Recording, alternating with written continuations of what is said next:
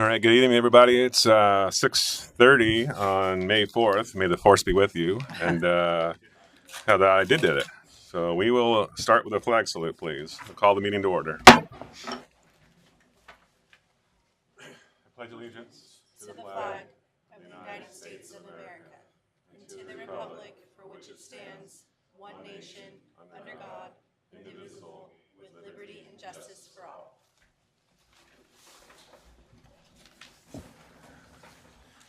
All right, all the members of the council are accounted for tonight. Is there any announcements, any additions to the agenda, Julia? Just one. For those of you that aren't aware, there's a replacement page 13 that was at the dais. So if you want to replace page 13 in your packet, James will go over the numbers, but it sounds like there was a few numbers that were off. Okay. Anything else? Okay, is there any declarations of ex parte contact, conflict of interest, bias, etc.? Don't hear any. That leads us to public comment, and I do have 2 requests for public comment. Is there anybody else before I call on these folks? Okay. Before I call them, I'm going to read a statement. The council will now receive public comment. We value the time and initiative members of the public take to share their thoughts with the council. The council's role during public comment is not to immediately respond, but to listen. If there is a follow-up necessary, we will direct city staff to do so. Remember that we all model the way for our community, and we ask that everyone share their thoughts respectfully. The green form's here, and they'll be limited to 3 minutes per thoughts. And we'll start with the Chamberlains, please. Noreen and Larry. Sure. Yeah, please, would you?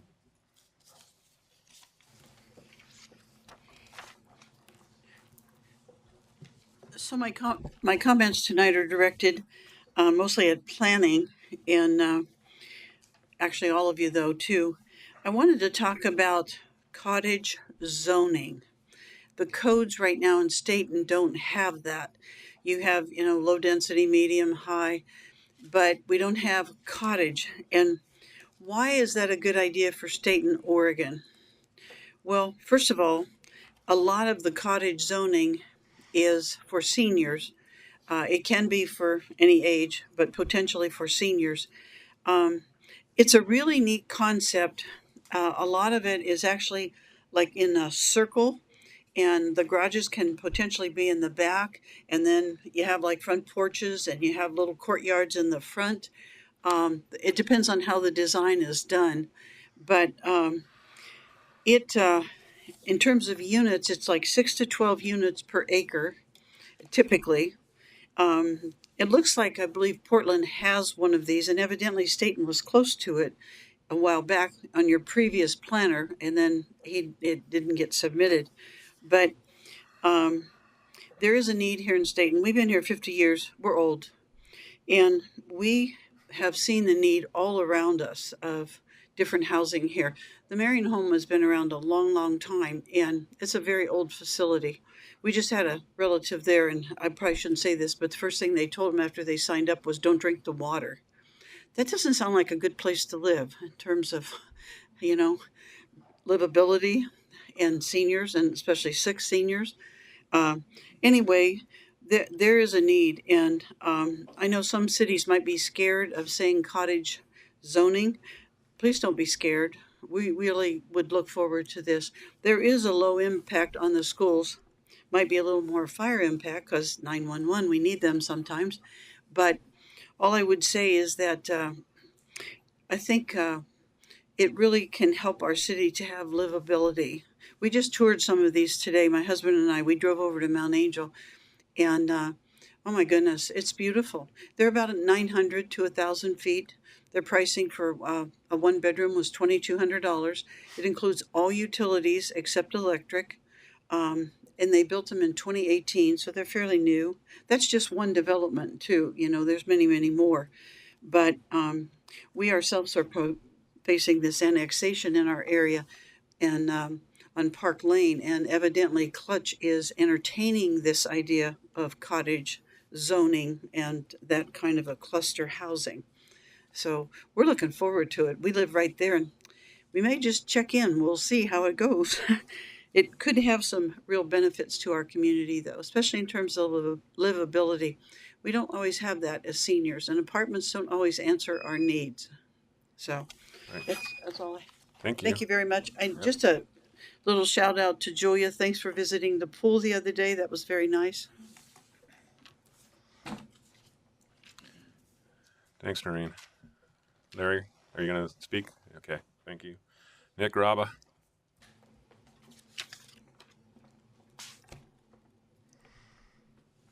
Good evening. My name is Nicholas Raba. I live at 920 East Santiam Street. Thank you guys for being here, Mayor, councilors, and community. I have a brief update on the community efforts supporting StaytonParksandPool.com. Over the past few weeks, we've made strong progress in outreach and awareness. We've distributed 100 yard signs throughout the community, helping increase visibility and spark conversation amongst residents. In addition, we printed 1,000 informational pamphlets. These are now available for pickup by community members who want to help share information, talk to neighbors, and canvass their neighborhoods. What we're seeing is encouraging. People are not only engaging with the issue, but stepping up to participate. This is becoming a true grassroots effort driven by residents who care about the future of our parks and pool. Our focus right now is simple: continue expanding awareness, keep information accessible, and make it easy for people to get involved. We appreciate the council's time, mayor's time, and the community's time. These are the beautiful pamphlets that we have right here. So if anybody would like some, they know where to find them. Thank you. Okay, thanks, Nick. All right, that moves us on to consent agenda from April 20th, 2026 City Council regular session minutes.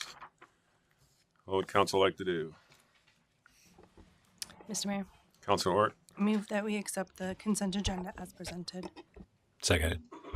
there's a motion and a second to accept the consent agenda as submitted. Any further discussion? All those in favor say aye. Aye. Motion carries Aye. 5-0. Thank you.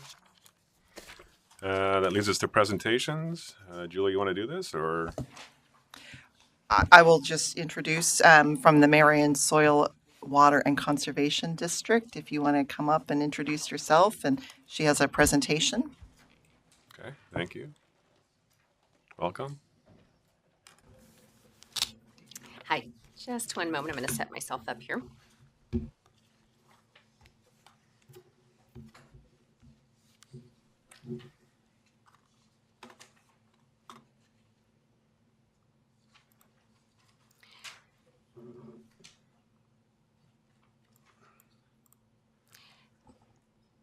So I'm Angela Plowhead. I am the current chair director of the Marion Soil and Water Conservation District, and I'm here tonight to share a little bit about the district, and I really appreciate you all allowing me to come and give you guys an update on what we've been up to this past year.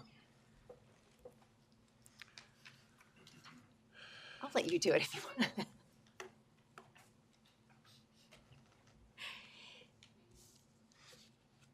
Oh, okay.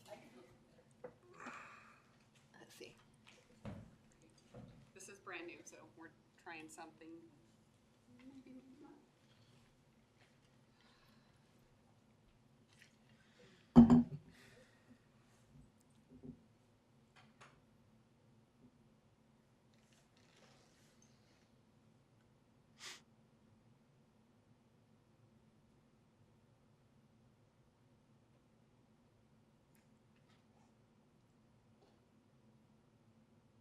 There we go. So here's a map of our district. Our district is divided into 5 zones across Marion County.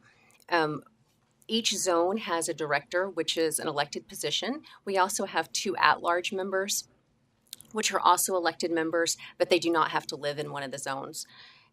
This current election season in 2026, we will have 5 positions that are up for re-election. So that's zones 1, 2, 3, and 5, and you can see them laid out here on the map, as well as one of our at-large positions. If anyone is interested in running, I would encourage you to visit our website where we have details on how you can put your name in the hat and run for election. The district is made up of the Mid-Willamette River Basin as well as the properties that run within that boundary. There are over 60 state and federal agencies and educational institutions and other organizations that we work with to conserve natural resources across the county.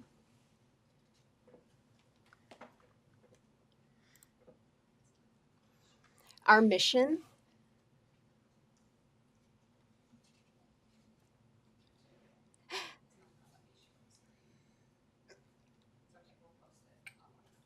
okay. Our mission at the district is to partner with people in support of thriving lands, clean water, and healthy habitats. And we do this through our planning efforts, our technical assistance, and our educational programming. Our strategic plan, which you can see a picture of here on the left, and it outlines the district's 5-year goals. So that's year 2024 through 2029. And it serves to ensure that we perform and that our partnerships are in alignment with our district mission. Our goals are to inspire conservation, promote healthy soils and clean water, create healthy habitats and productive working lands. And we do this by establishing and maintaining effective partnerships as well as promoting organizational health. On the other side, you'll see our annual report, which all of the council members have a copy of there. And I've also left some copies if the public wants to see outside in the front, so everyone can have a copy if they would like. And so this updates everyone on what we've been doing this year, how we've been meeting those goals, how we've been utilizing our funds, that sort of information.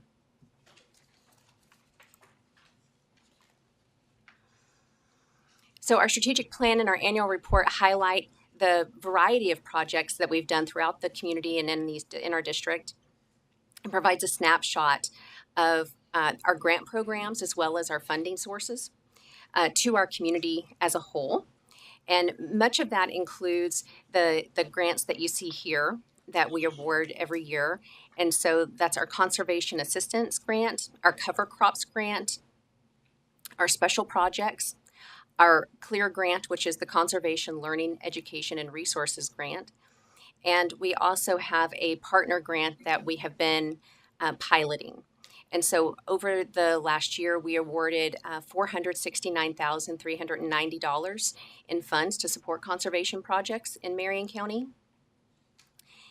And because of the success of these projects, we do hope to continue to increase our funding each year. That's one of our goals. So this is just a little bit of a highlight of some of the things that we've done this year. So one of the things that we recently completed is our native plant sale. So we've had 2 of those, and where we offer bare roots and container plants at 2 different sales to the community, to the public. And the figures here show the conservation that we've done through that. We've had 310 community members that we sold over 8,100 plants to. Through that, we had about 80 volunteers, and we had 25 volunteers that volunteered about 80 hours worth of time for those plant sales. We were able to generate over $10,000 in revenue, and we raised $6,500 for our scholarship program that we give out to college students that are seeking higher education and conservation. You'll also see our little habitat project that we actually have 3 of them here in Marion County, or here in Stayton. We have a number of them throughout the district, 130 throughout the Marion County. One of the ones that we have here in Stayton is actually our own building, which I'll show you here in just a moment. And through that, we certify community partners that are creating resistant uh, I'm getting tongue-tied tonight. I apologize for that. Resilient landscapes that increase our habitat connectivity in urban areas. And so how those work is that people will let us know that they want to be a certified site. So these are oftentimes found in neighborhoods or community parks or gardens where they will have a list of things that they can do to certify. And then our technical staff will assist them in that. And then once they have reached the certification level, then they'll get a placard that they can put up and people can come by and see what they've done. So this past March, we had 6 staff and 14 volunteers that assisted with our building, which is just a couple of blocks from here. And they helped us do things like plant a variety of native species and ensure that our building in and of itself is a demonstrative of what it is that we're trying to do.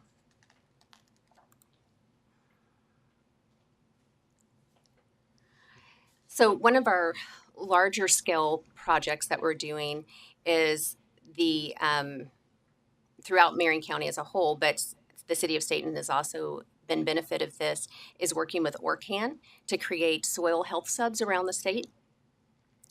And so Marion County has been selected as one of those hubs, and ORCAN and the Soil Health Network aims to provide farmers and landowners the resources they need to ensure long-term soil health and climate resilience.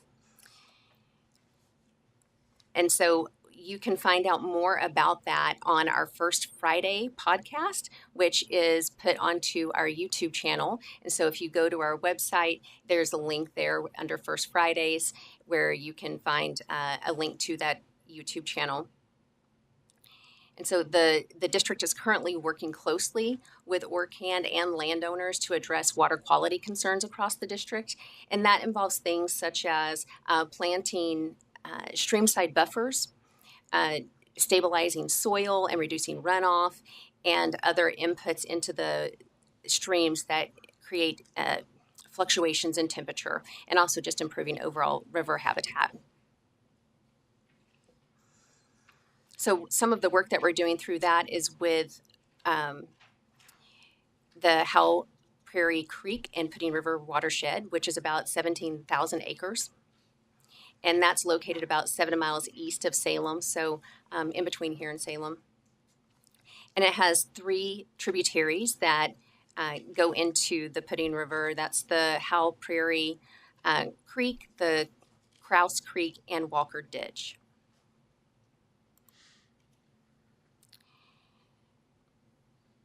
So one of the capacity grants that we have done that I'll highlight here just quickly is with the North Santiam partnership that we have done with the North Santiam Watershed Council to assist in extending outreach to community members.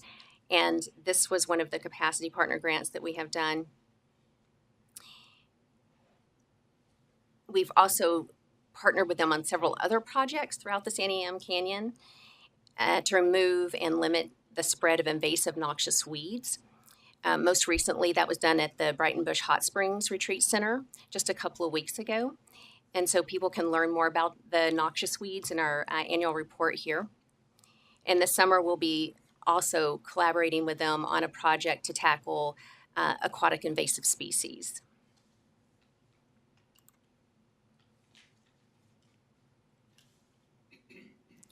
So we're heavily involved right now with education around the emerald ash borer. And so it's an invasive pest that's been killing ash trees across the district and across the state. And so those have been identified here in Marion County.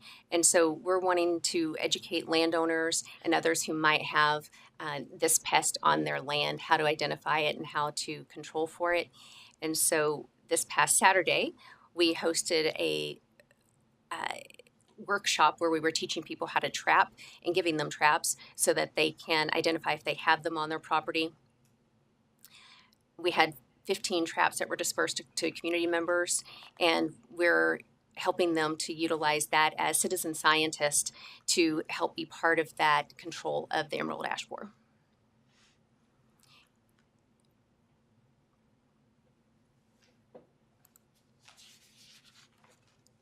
So here you'll see a picture of our building.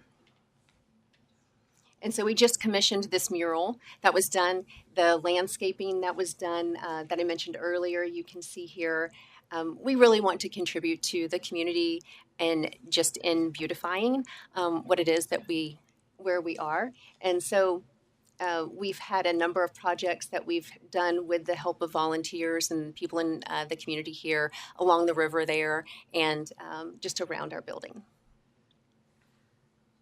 So I would like to just point out some of the specific Stayton involvement that we've had through different partnerships. So I mentioned earlier the North Santiam Watershed Council.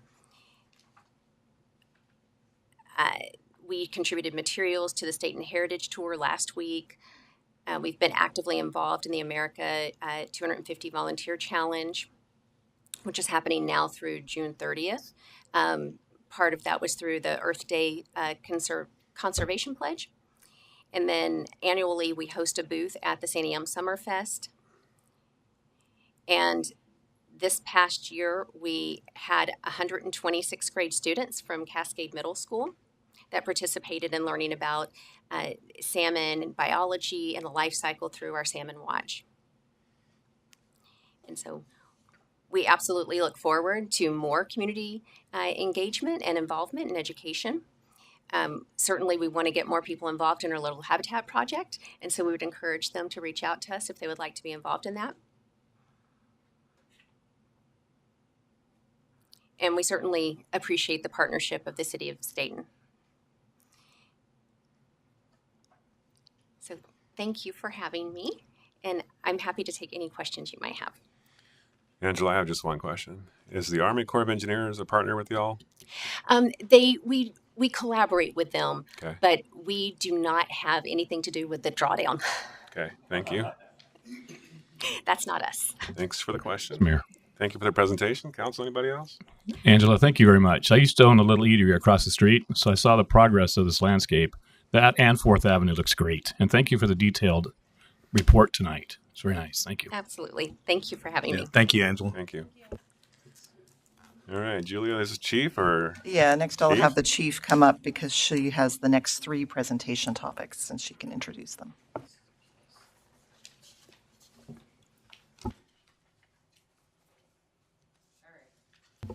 So I There you want go. the red button, red light. And lucky for you, I don't do all 3 presentations. I just get to intro them.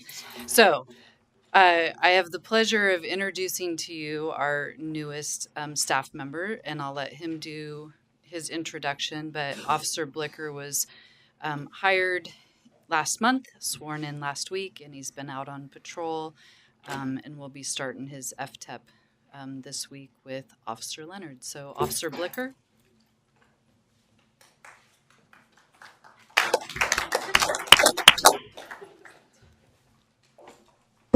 Hello, counselors. Thank you for having me. My name is Officer Christian Blicker. I'm sure you want to know a little bit about me, considering I'll be patrolling your streets. I was born in Phoenix, then lived in Oregon the majority of my life. My family is kind of diverse in the fact that my dad came over as a foreign exchange student, so I'm first generation American on my dad's side. And so I kind of have that history with me. And then my mother and that side of the family has lived in Oregon their entire lives. My passion has really grown with law enforcement since a young age, being in, certain situations that, came up where law enforcement really left a lasting impression on me. And when I grew up, I was like, I want to be like that, And so going through school, that I kind of had that in mind. Went to school at Lynn Benton Community College for law enforcement, criminal justice, and then life kind of got in the way, so turned to construction. And so I had been doing construction for about 10 years, 11 years, and always had, the seed in the back of my head that I wanted to go into law enforcement. I decided to pursue that after owning my own business and then going through several big life changes. And so I joined Lynn County Sheriff's Office, worked there for a short time, and then decided to move on over here. I'm hoping to integrate myself with the community, be a part of the community, be a part of the people here. I want to provide unbiased policing and provide excellent service to everyone in the community. And I just want to try to, be the best that you guys need. Awesome. Well, thanks for choosing us. Yeah. You have any questions for me or? Council? I have a question. Council Lord, go ahead. Did you say where your dad was from? My dad came from Denmark. Oh, cool. Okay. Yeah. So he came over as a foreign exchange student and then decided to stay because he liked the U.S. so much. Awesome. Okay. Thank Perfect. you. Thank you. Appreciate it. Thanks, Christian.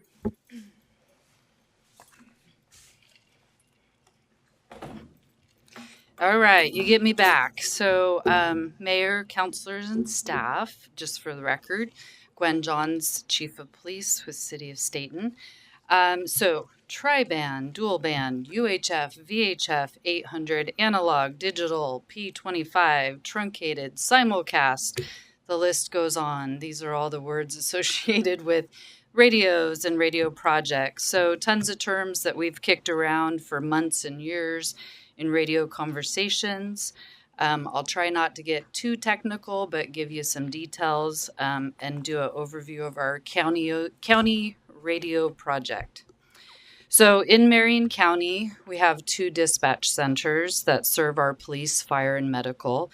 WVCC primarily serves Marion County, Salem, Kaiser, and Jervis. Metcom serves Woodburn, Silverton, Almsville, Turner, Stayton, and Hubbard. And Metcom also serves multiple fire departments in Marion County as well. So 2 dispatch centers kind of creates its own kind of uniqueness and complications. Then we talk about dispatch centers and radios. So dispatch centers provide the service, answering the phones, talking to officers, getting people to the scene, getting information. Each department has been responsible for purchasing and maintaining their radios that are carried on their person. So they're they're portable, and then what goes in the car, which we refer to as mobile. And then we also usually have a base station or 2. So the radios we carry, we purchased in 2017. They're digital VHF P25 compatible.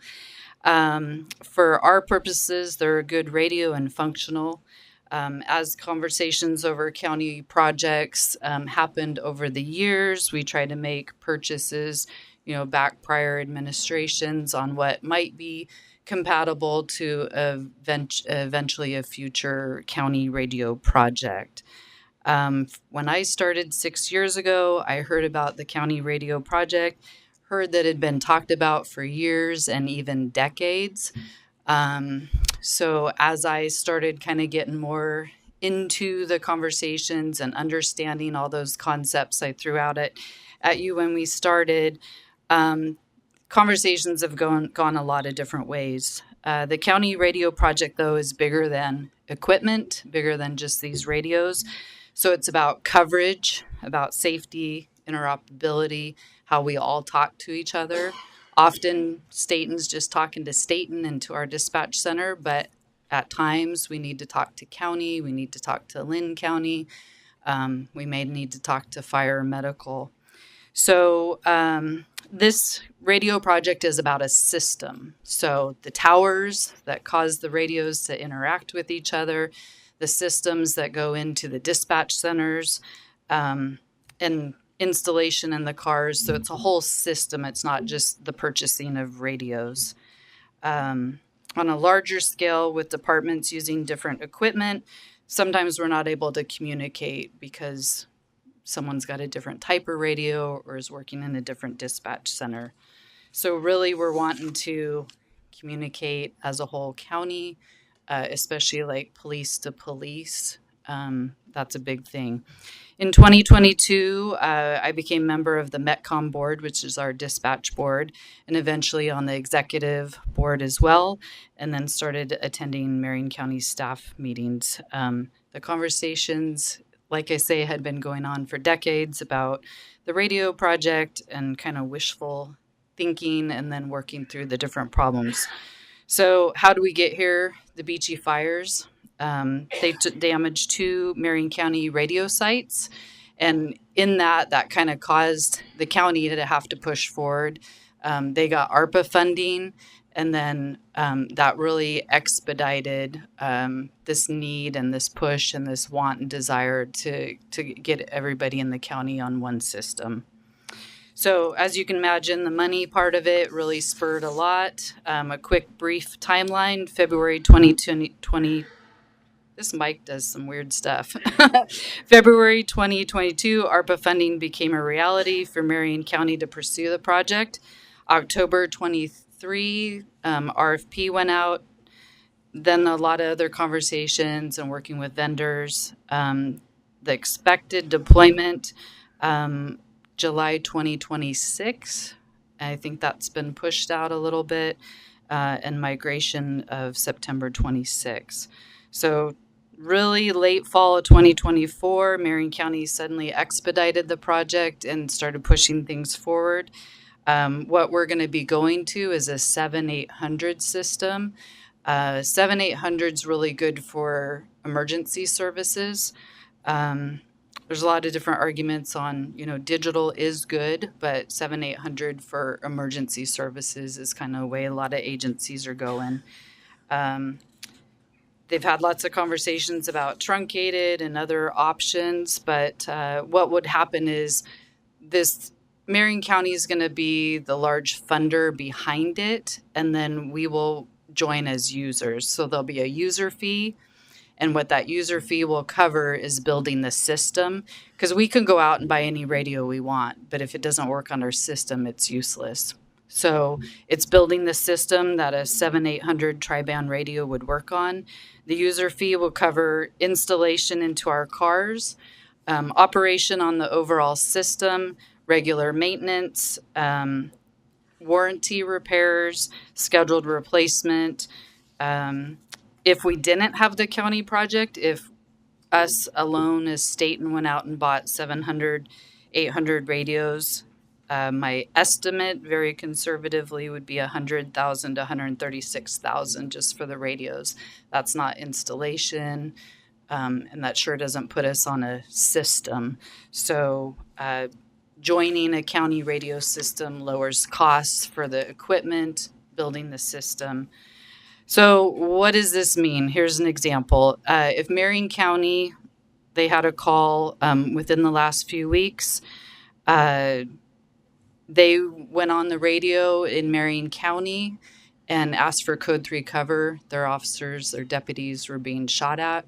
Our guys in the car could hear that at real time. So if we didn't have a compatible system, and county is moving to 7-800, if we didn't join, we would be reliant on county to call our dispatch center to get on the radio. As you can see, that can delay. If it's something where they're having to relay significant detail or information, there could be a loss or miscommunication, because every time it passes through someone, there's a possibility for that message to be changed a little bit or something to be left out. So for us, our belief is this is the right thing for us. It's fiscally responsible and helps us to that goal of everyone communicating on the same system. Questions, comments?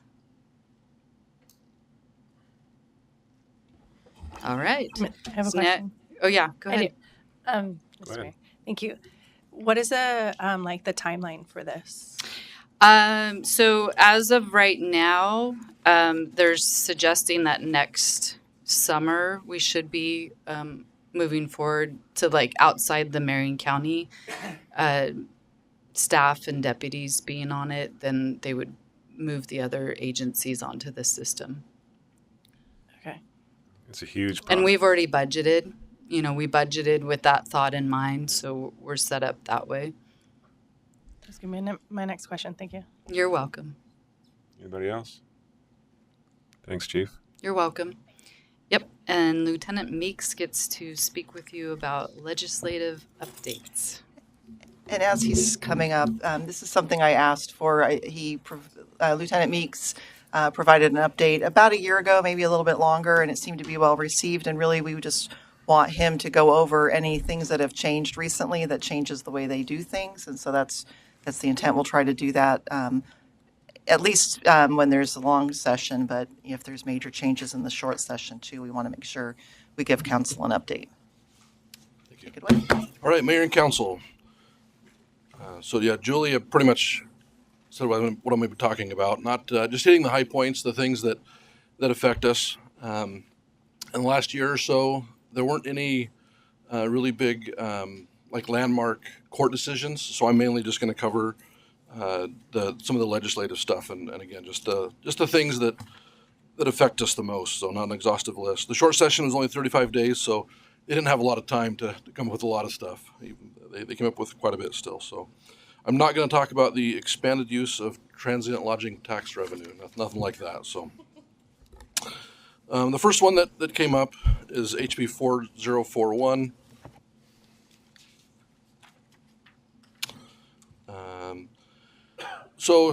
Just another introduction. So sometimes when we look at legislation and law enforcement, there's wins that help us, and there's losses that maybe kind of hurt us or hurt the criminal justice system. So this one has a little bit of both. So the first one, changes to driving while suspended. So before this, if you're convicted of reckless driving or criminal mischief, you could have your license suspended criminally. They removed that. So I consider that a loss, at least on the reckless driving side, that if you're driving recklessly, maybe you should have your license suspended at a criminal level, or at least leave it up to the judge to whether they do it or not. So the next one's a win, eluding police. They increased the sentence for eluding when it causes injury or if it's a repeat offense, so that there's a grid with sentencing, and it ups the sentencing guidelines. So that one's a win. Help discourage people from eluding. The next one is mainly, I would say, just for inflation. They increased the levels for theft and criminal mischief. They just upped them. They increased the dollar amounts. In this one, there was a bunch of stuff that included talking about sentencing and court procedures, and my eyes glazed over on that one.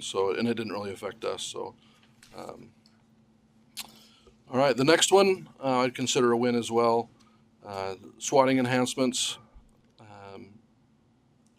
It's becoming, more common. Swatting is when somebody will call 911, reporting a crime to harass or get back at a third person or whatever. So they increase the penalties to a felony if it leads to serious injury or death. So makes it quite a bit more serious. The next one, I know the intent behind it, but really for law enforcement to have masks and identification really have little effect on us locally. I mean, the only time I ever wore a mask was during COVID, and so now they're saying that we're not supposed to wear masks. Before they were told us we needed to. But this one really wouldn't have a whole lot of effect on us locally. It doesn't change anything we do, but I think it was mainly directed at federal agencies, which with the supremacy clause, it's arguable that it might not affect them anyway. So that one was kind of weird. The next one leading up to the ballot measure 114, the implementation, I looked at some of the drafts. There was all kinds of language about this one, and all they did in this one is they delayed it till January 1 of 2028. It should say, not 2018. I can say that when we looked at the requirements that we would have to do with our police department, we weren't ready yet. So this was good that they delayed it, so that it gives us time to prepare. It also gives time for the courts to work through all the appeals in the Oregon Supreme Court. So, Mr. Mayor. Go ahead. Thank you. Lieutenant, I was wondering, what do we need to do to prepare for implementation? If you know, I'm not sure. Sorry.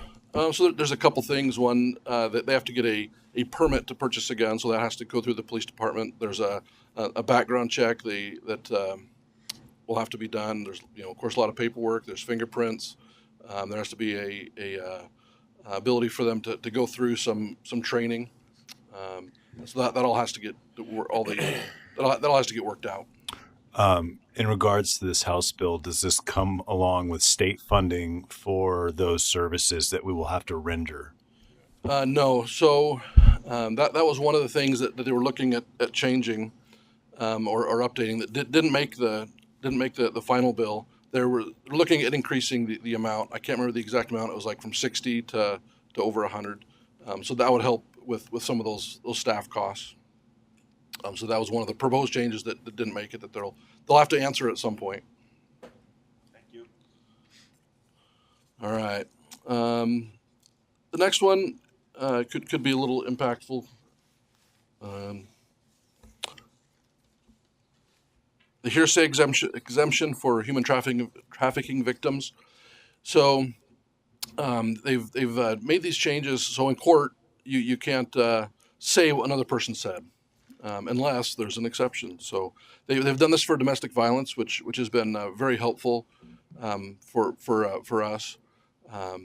So they just made this same exemption for human trafficking victims, and it looks like it's somewhat similar to the same rules that we have to follow for domestic violence. But it really makes sense when you have a victim who really is a victim that may have a hard time speaking for themselves, that we can speak for them in certain situations. So there won't be a lot of people that have an impact, but the ones that has an impact on it, it'll be super helpful. All right, Crystal's Law. Well, this one was the purpose of this is to make the big corporations, tech corporations, listen to us a little more. So sometimes we'll put in a subpoena, and they'll we'll get back with you when we want. It can take a long time, and so this was spurred by a domestic violence case out of Colorado, where they didn't get back with the law enforcement in a timely manner. So this just sets rules that the tech companies have to get back to us.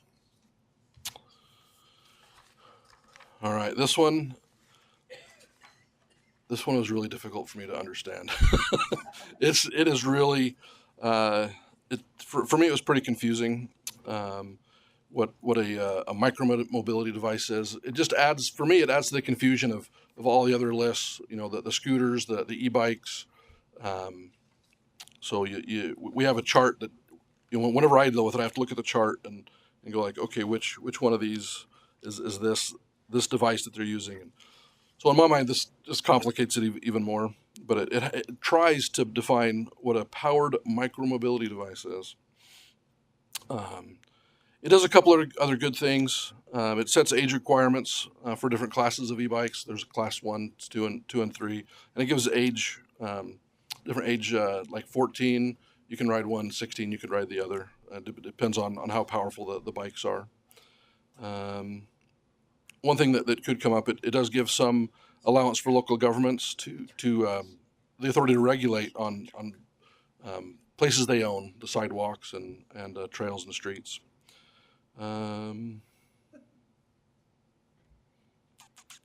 If you have a helmet offense, they can waive the first one. I don't know if that's good or bad, but they threw us through the last thing in there. The directs ODOT to perform a 5-year study on milk trucks, and if you want, it's long in there too. There's all kinds of things about the study. So sorry, so milk trucks, like really milk trucks. That's not a name for one of these things. It's just literally milk trucks. Milk truck, yeah. I threw it in there because it was part of the bill, so I thought it was kind of humorous too. So this last one may be the most impactful on us at some point. It's for automatic license plate readers. And the before this, there was a lot of uncertainty about license plate readers because it is there are some legitimate and serious privacy concerns with license plate readers, but it's a very valuable tool for law enforcement. So this really helps put some guardrails in there, and it was a compromise between those two issues. So it restricts it to a law enforcement purpose. We can and it permits it for criminal investigations, to help with privacy. The data can only be held for 30 days unless it's part of an ongoing investigation. Can't share it with in most circumstances with federal or out-of-state agencies. There's a few additional limits and restrictions in there. The other thing that's important is it exempts public disclosure. That was one big concern, is because the license plate readers, they take a picture of the license plate in a lot of circumstances, and I don't know that we want all that information out in the public. I don't know we would have released that anyway, but this puts it in ORS that is exempt from public disclosure. So again, it is a pretty powerful technology, and there are privacy concerns, but it really can help law enforcement out a lot. So this really set down some ground rules, and I think one of the benefits is that councils and people across the state can rest more assured that there are a lot more guardrails when law enforcement uses it. There's a lot more checks and balances. So, Councilor Orr. Thank you. Where are these license plate readers in your vehicles, or where are these located? So they're on poles just throughout the whole U.S. Just different communities have them. Do we have them? We do not have them at this point, no. Okay. Would we have to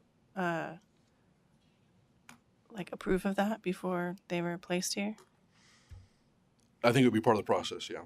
Okay. Good. We would have. I'm sure we would talk about it more. How do you figure out where they are? You're giving a secret away. They're out in the open. If you know what to look for, they're a camera on a pole, pretty much. I don't know if there's any databases that show where they are. I've just been hearing a lot of again, privacy concerns and mislabeling of cars. People getting stopped because the machines are not reading license plates right, or someone put in the wrong license plate and someone's getting stopped continually because police officers think that the person has a warrant out for their arrest and they don't. So yeah, I'm just curious. Thank you. Anybody else? Lieutenant, is that it? That's all. Thank you very much for the update. There is no public hearing tonight. That moves us to number 8 on the agenda, which is general business. Resolution number 26-010, directing preparation of updated stormwater design standards and authorizing interim interpretation. That's a mouthful. Barry?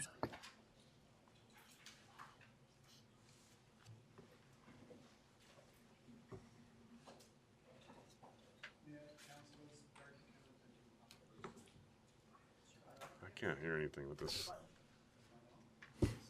Try this.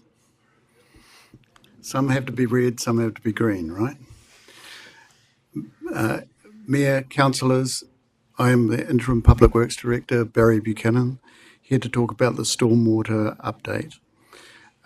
Some background for a start off. Well, what we're looking for from you guys tonight is support to, in actual fact, move forward with updating the our stormwater code, design manual, and specifications that we use for stormwater. Background. We have adopted the Portland SWIM document, which is the Stormwater Management Plan, We adopted that on the basis of an agreement with the Sandiam Water Control District in about 2014. Since then, did I get the date wrong, Julia?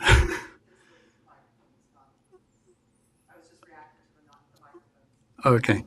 So in about 2014, we adopted the Portland Swim Standard. Since that time, Portland has in actual fact separated its standard out, the swim standard out, to have the source protection and the overall controlling pollution control issues separated in the document. So they now have two documents. And the SWIM is referred to as the standards and implementation requirements as opposed to the source protection stuff. Sandiam Water Control District would like us to, in actual fact, update our documents or adopt directly the Portland system so that we, in actual fact, are covered in both source protection and the utilisation of the first part of the manual. We agree that this is in actual fact we should be doing this. I'm sorry, Barry. It's really hard to understand. No, it's like a. It's. I don't even know how to explain it. It's not you, Barry. It's like that microphone does something weird in the room. Shall I move to that table? Maybe turn that off. I don't know. It's kind of an ongoing thing. Does that make any difference?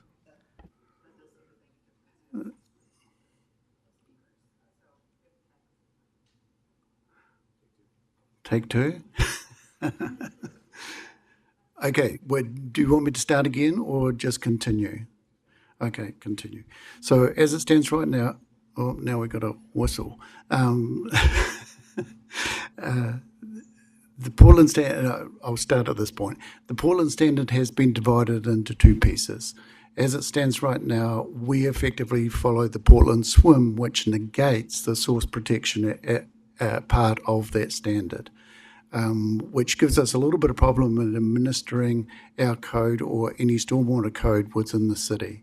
We'd like your agreement to be able to move forward to modernise our own documentation so that we can in actual fact have, just as a modern document would have, a separate source protection element, a guidance as far as the design items are concerned, and an update on the code itself. So what I'm looking for from you tonight, from council, is a decision to in actual fact move forward to advise us to upgrade our documents in line with modern practice associated with the stormwater documentation that we have inside. And I'll also add that part of what is being provided in this resolution is that authorization or authority, essentially, to, in the interim, before we come forward with an ordinance adopting the standards, that you're authorizing staff to interpret consistent with this intent. Thank you. Yes, sorry, Julia. Yes, that is probably the most important part of this exercise, is to give us authority until the documentation is in actual fact changed to model ourselves on that practice. Okay. There's an opportunity for public comment on this resolution. Okay. Council? Yes, Mr. Mayor. Councilor Patty? Thank you. Barry, so like over the years with the wastewater code, I'd say I hear, like if I had a top 5 issues of things that people come to me, constituents, this would be one of them, and how restrictive this is.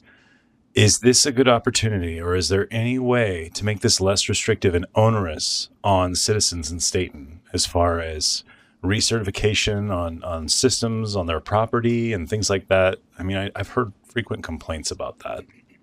Okay.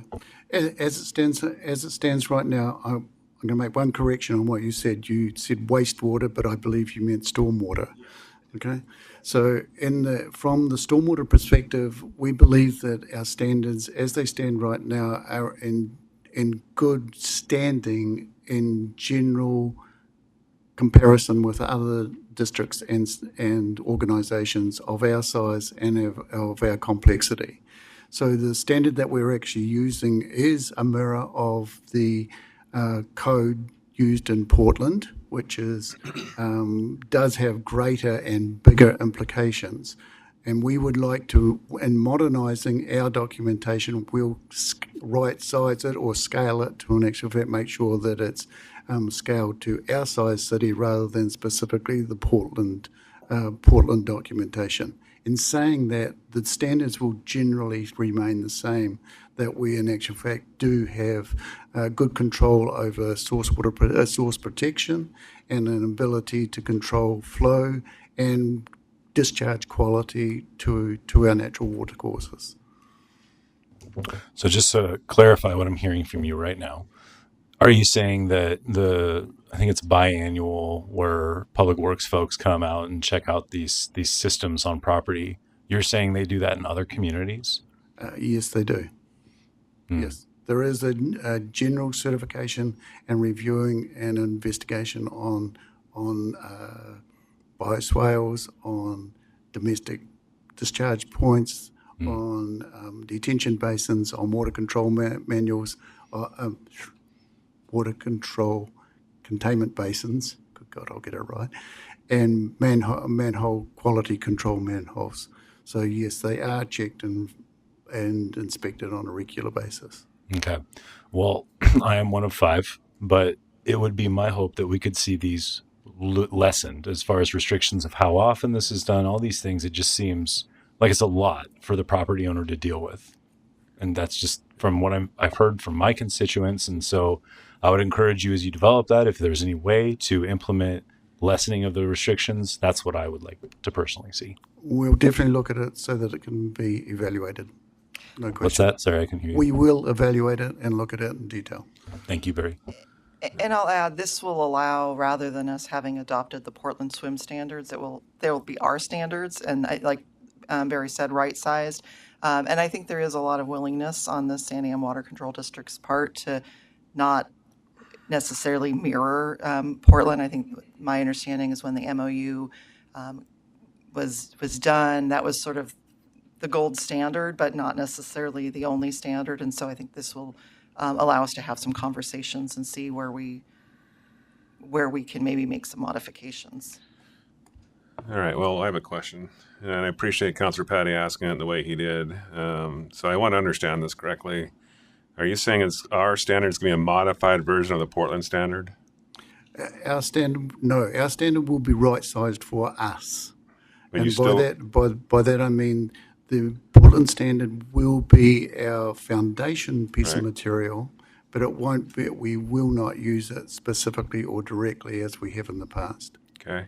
And in your staff report, you talk about the fiscal impact.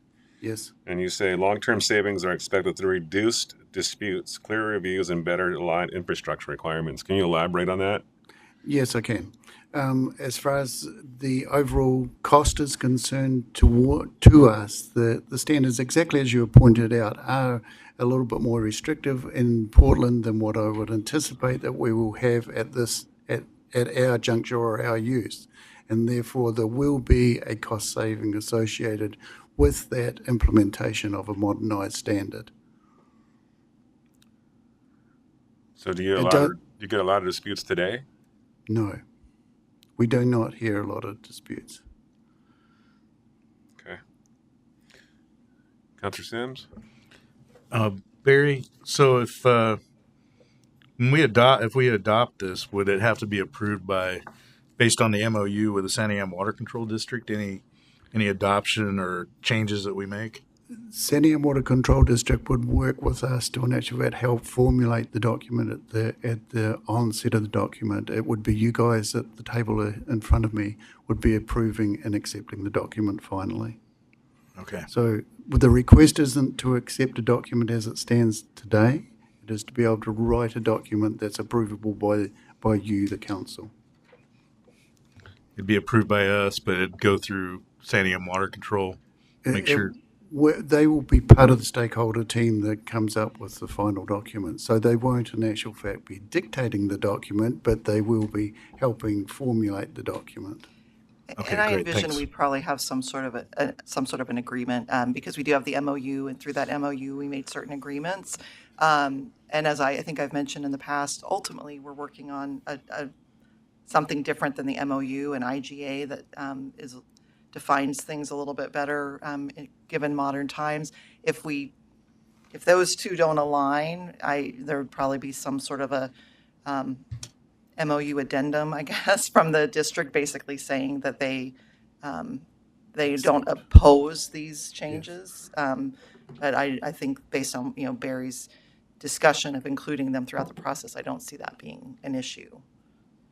I have had brief discussions with SANEM Water Control District about what we're doing, and they did not have an objection conceptually. Okay, good. I mean, I think it's really important that they get a chop on it and look at it and agree to it, because we'll just end up coming back to this later. Agreed. Yeah. Okay, anybody else? Council Ort's next. Council Ort. Thank you. Barry, I just had a question about this whole thing. So this came about because Portland standards have changed? Yes. Okay, so this opportunity came, this is a recent opportunity to do this? Relatively recent. It's not yesterday, but it is relatively recent that Like last year? I think we became aware of the issue within the past year. Okay.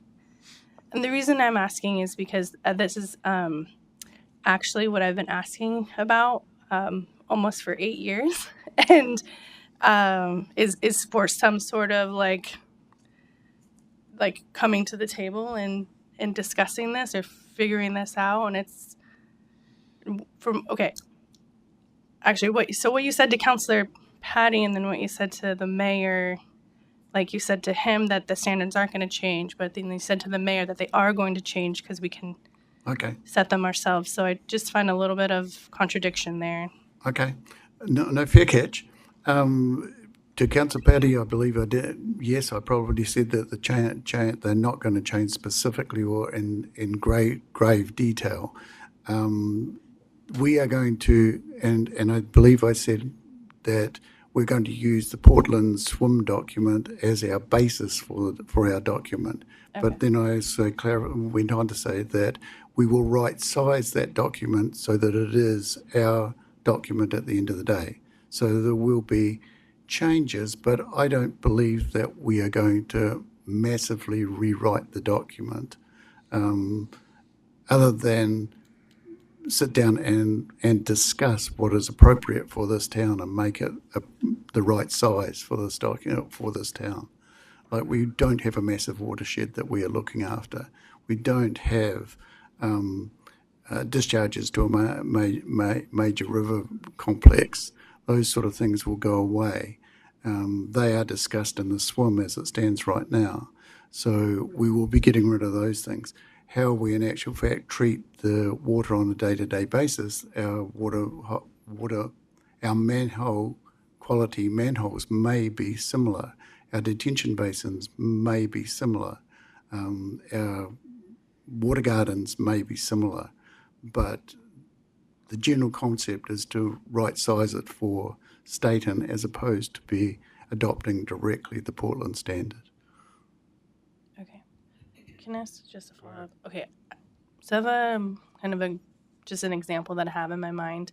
On North Santiam, there are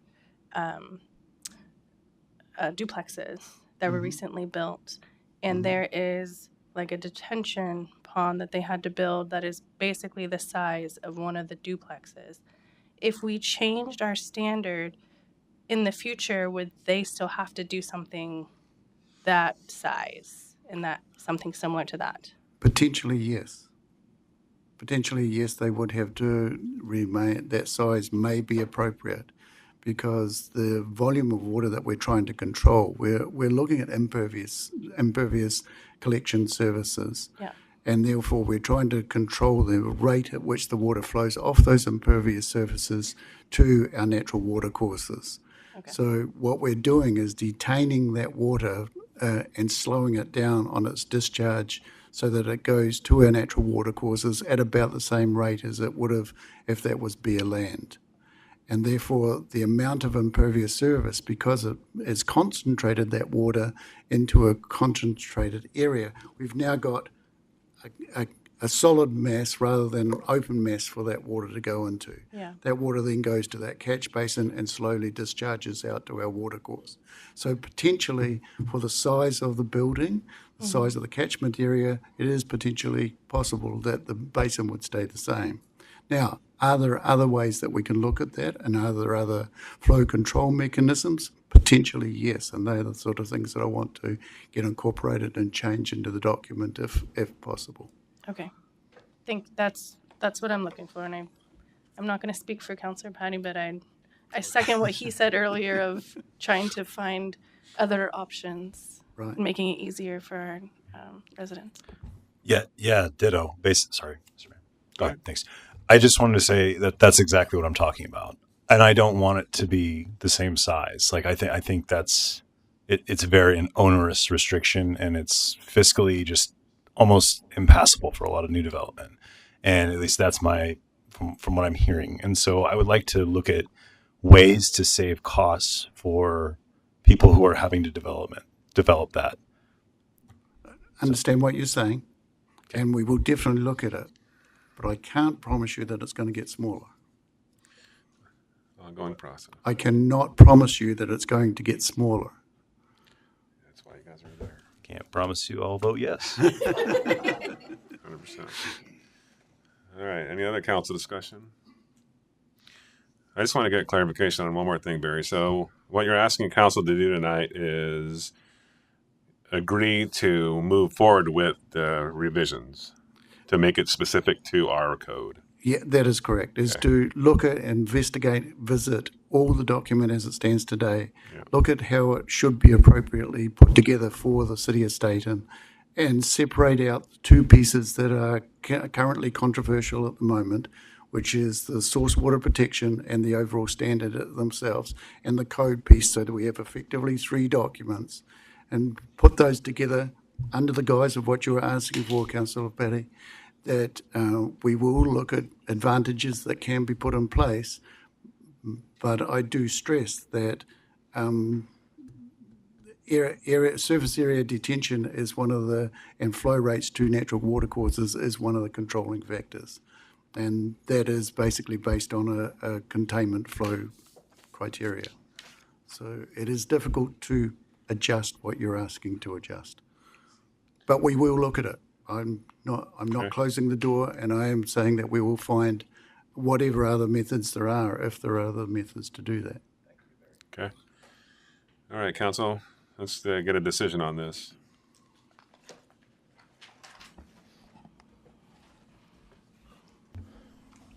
Can I ask one more clarifying question? No, go ahead, Councilor Ward. You're preparing this and going to bring it back to us? Yes. Okay. That's it. Then I move to adopt resolution number 26-010, directing preparation of updated stormwater design standards and authorizing interim interpretations. Seconded. Okay, there's a motion and a second to adopt resolution number 26-010, directing preparation of updated stormwater design standards and authorizing interim interpretation. Any further discussion? Melanie, can you poll the council? Counselor Hayes, Yes. Counselor Ort, Yes. Counselor Patty, Yes. Counselor Carey, Yes. Counselor Sims. Motion carries 5-0. Yes. Thank you. Thanks, Barry. All right, third quarter financial update, Mr. Brand. Good evening, Mr. Mayor and Council. For the record, James Brand, the city's finance director. This is the third quarter finance update for the biennium. So these are numbers through the end of March. That's 9 months. So this is 37.5% of the way through the budget.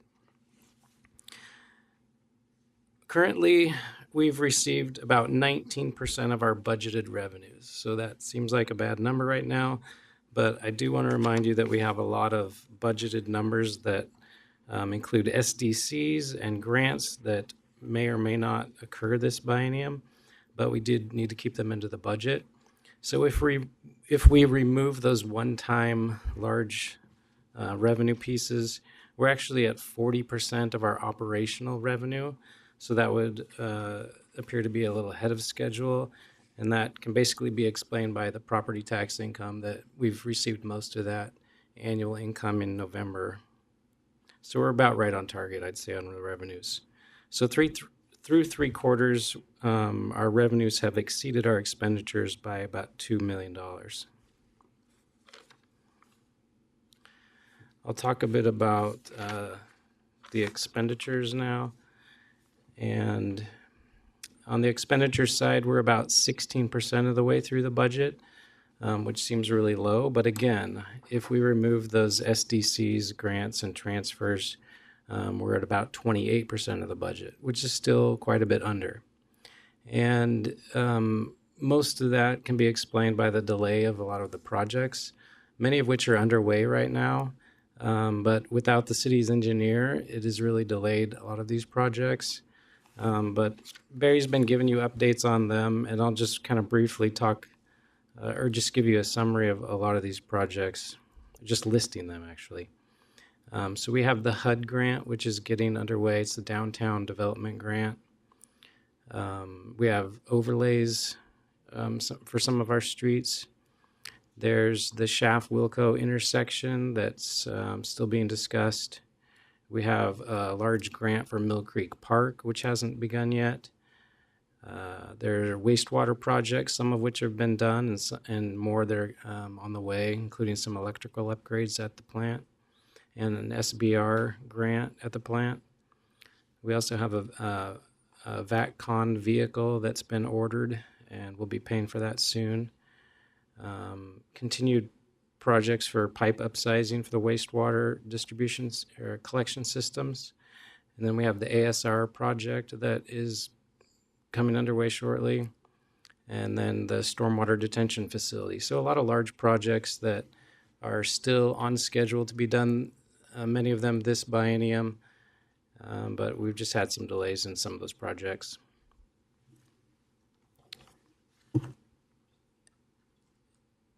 Then I wanted to bring up to date on some other things going on in the finance department. We've signed on with Aldridge CPAs and Advisors. So this is a new auditing firm we're excited to work with. They're out of Salem. They're going to be meeting with us on site. We've had some Zoom meetings with them, and we're looking forward to start that relationship. We are also considering partnering with GPA. This is Government Portfolio Advisors.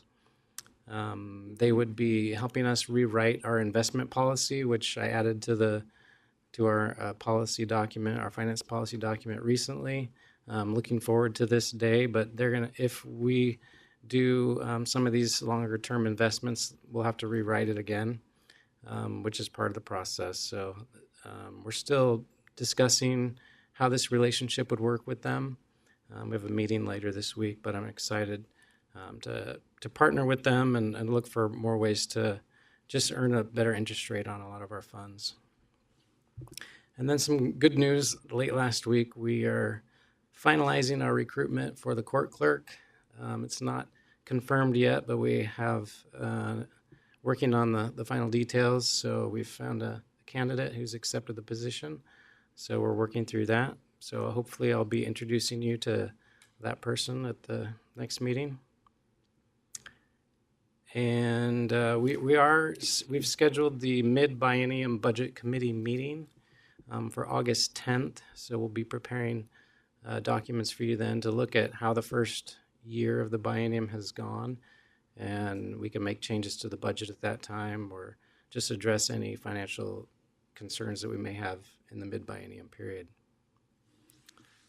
I'd be happy to take any questions if you have any. I'll just add, so I know Councilor Ort sent an email suggesting that we have the budget committee meeting sooner because of the levy, and James and I discussed, and we certainly ultimately up to you, but we were envisioning that if the levy did not pass, that we would have a meeting sooner to discuss, but if it did pass, that we would just stay with the August 10th date because there wouldn't be the need to do it sooner. And the reason why he wants to do it in August is that allows him to have the full fiscal year information. So it will be more productive if we have it in August. But obviously, if the levy doesn't pass, we'll need to have some conversations sooner. Okay, there's an opportunity for public comment on third quarter financial update. Okay, council discussion. Mr. Mayor, Councilor Sims. this question's directed more towards Barry, but I'm looking at the street fund expenditures, and we're at 99% spent. I mean, are we going to be able to spend what we budgeted for this 2-year period on the street repairs that we had planned on? Julia forewarned me you're going to ask. Well, you're stealing one of the staff announcements anyway, so go ahead and address that now. Sorry. Is this working okay? Okay. The answer to that question is yes, we believe we will spend the funds in the biennium. There is a change, however. Am I allowed to say this, Julia? There is a change, however, on how we're going to approach this. We had in actual fact envisaged that we were going to undertake the work in Westtown this summer, this construction period. We have been advised that because we've joined Hollister to this exercise, as we requested direction from council on which street we should move forward with as our additional street. Now that we have joined Hollister with Westtown, we have been advised to, in actual fact, separate the two elements of the job. The job is ADA ramp and overlay. And the ADA ramps are about 33% of the cost of the job. If we separate the two jobs and add the two ADA ramps together and the two overlays together, we can in actual fact get more work out of it, because the way that the contractor will work, that if we have an ADA contractor, a flat work contractor, working with contracting a overlay pavement contractor, they will add their percentage of this guy's work to their work. And by separating them, we can avoid that additional, possibly up to 20% cost, and therefore get more work done for the same amount of money. So what we're in actual fact doing right now is combining the two ADA portions of the job, Hollister and Westtown, and the two portions of the overlay, Hollister and Westtown as well. We will be doing the construction for the ADA ramps between December and February of December of this year through February 1st of next year, and then the overlays will be done in May, June next year prior to the completion of this budget period. That's the plan. So to answer your question, Councillor Sims, yes, we fully intend to spend the budget. Thanks, Barry. And I would love to just get input, because that is the plan. From a financial standpoint, it makes sense. We can do more with the same amount of money. But from a visual standpoint, it's not doing those projects this year. They still would be doing the slurry seals or crack sealing. Yes. So there will be roadway projects being done this summer. And I guess I wanted to get a head nod that you are agreeable with this, or if you wanted to, really puts you guys in a bind. If you want to do less, it sounds like they could expedite the Westtown, but then we will not be able to do we won't be able to do more for the same amount of money. So I just wanted to make sure that you understand that and get feedback from council on that. Mr. Mayor. Thanks, Barry. I just had a quick question. In regards to our last meeting, the county had just mentioned that they were interested in some cost sharing agreements for maybe the ramps, because they'd already be in town doing that on First. Was there any opportunity to spend some of these funds on that and adjacent roads? Because it sounded like there was pretty cheap design work going into those, and I don't know. I have to be quite honest and say I have not followed through on that at this time. Could we? Yes. I will follow through and get you an answer. Okay, because we're missing out on an opportunity there. Yeah, So we have partnered with the county, partnered on some improvements that they're doing on Shaft Road. And I know that they had initially asked if we wanted to partner on our Third and Fern Ridge project, but we were on separate timelines. And so that was really the ones that they had talked to us about partnering on. But we can certainly explore whether or not there's opportunities still to do that this season. yeah. I apologize because I had not caught up on the First Street piece. Thank you, Mr. Mayor. For the ADA ramps, is there any opportunity for like the safe routes to school to like combine any of that together? I wasn't sure if any of that could overlap. So, sort of. The challenge, as I understand it, is that when you do a major reconstruction project, you have to do the ramps. And so we might be able to roll the cost of the ramps into the Safe Streets for All project, but that's not going to get us any money by the time we want to do that. So that's really a funding thing.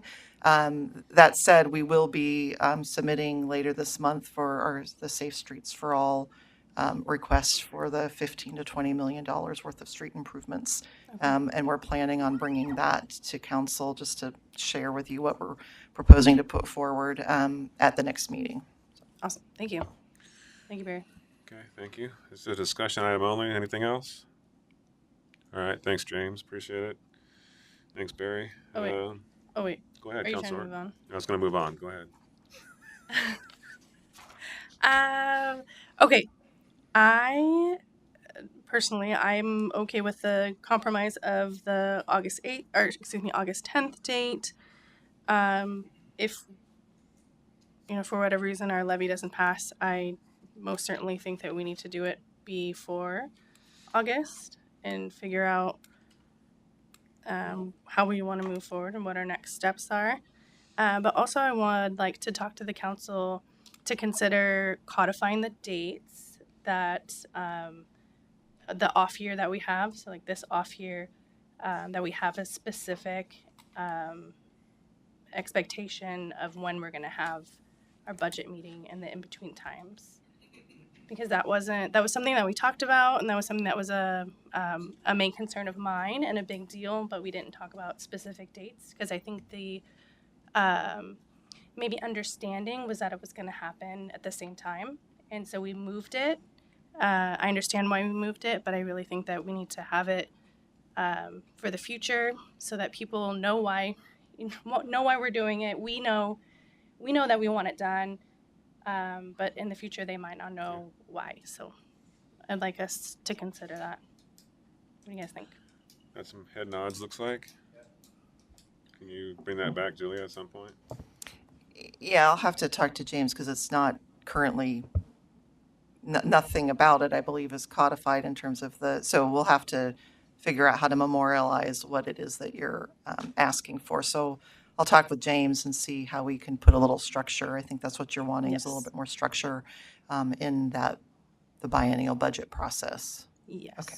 To have a specific date. And if it's in August and that's what we want to do and that makes it like for financial reasons, so you have all the information, like that's completely fine with me. I just want to have the expectation that we are going to have it every year.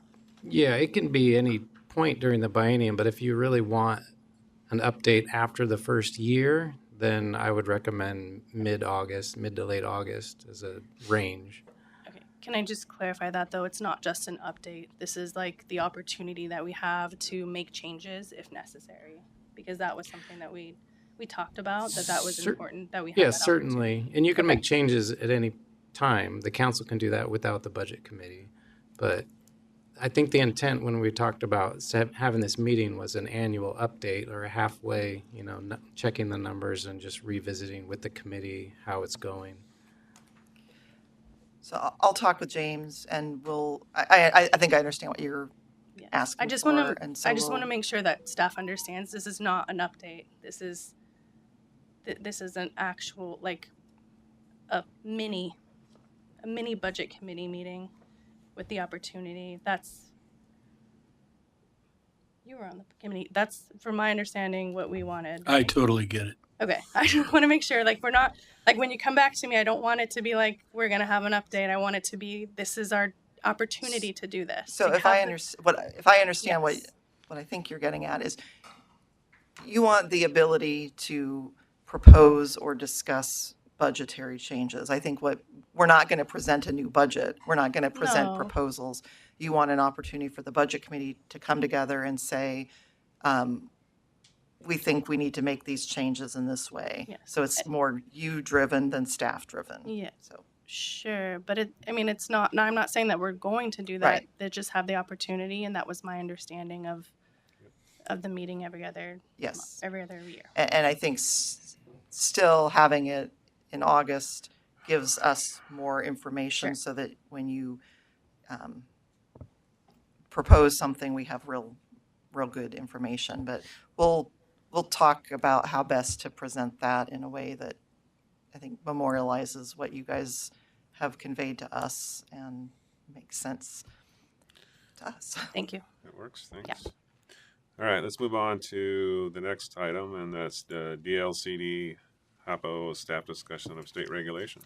And I'm going to have Jennifer sit where James is, and Barry gets to stay up there, because unless you don't, you can come back up. I just think I have something else in the staff announcements. And then Jennifer can introduce our friends. You don't want to be on the hot seat, Barry? No, they're going there.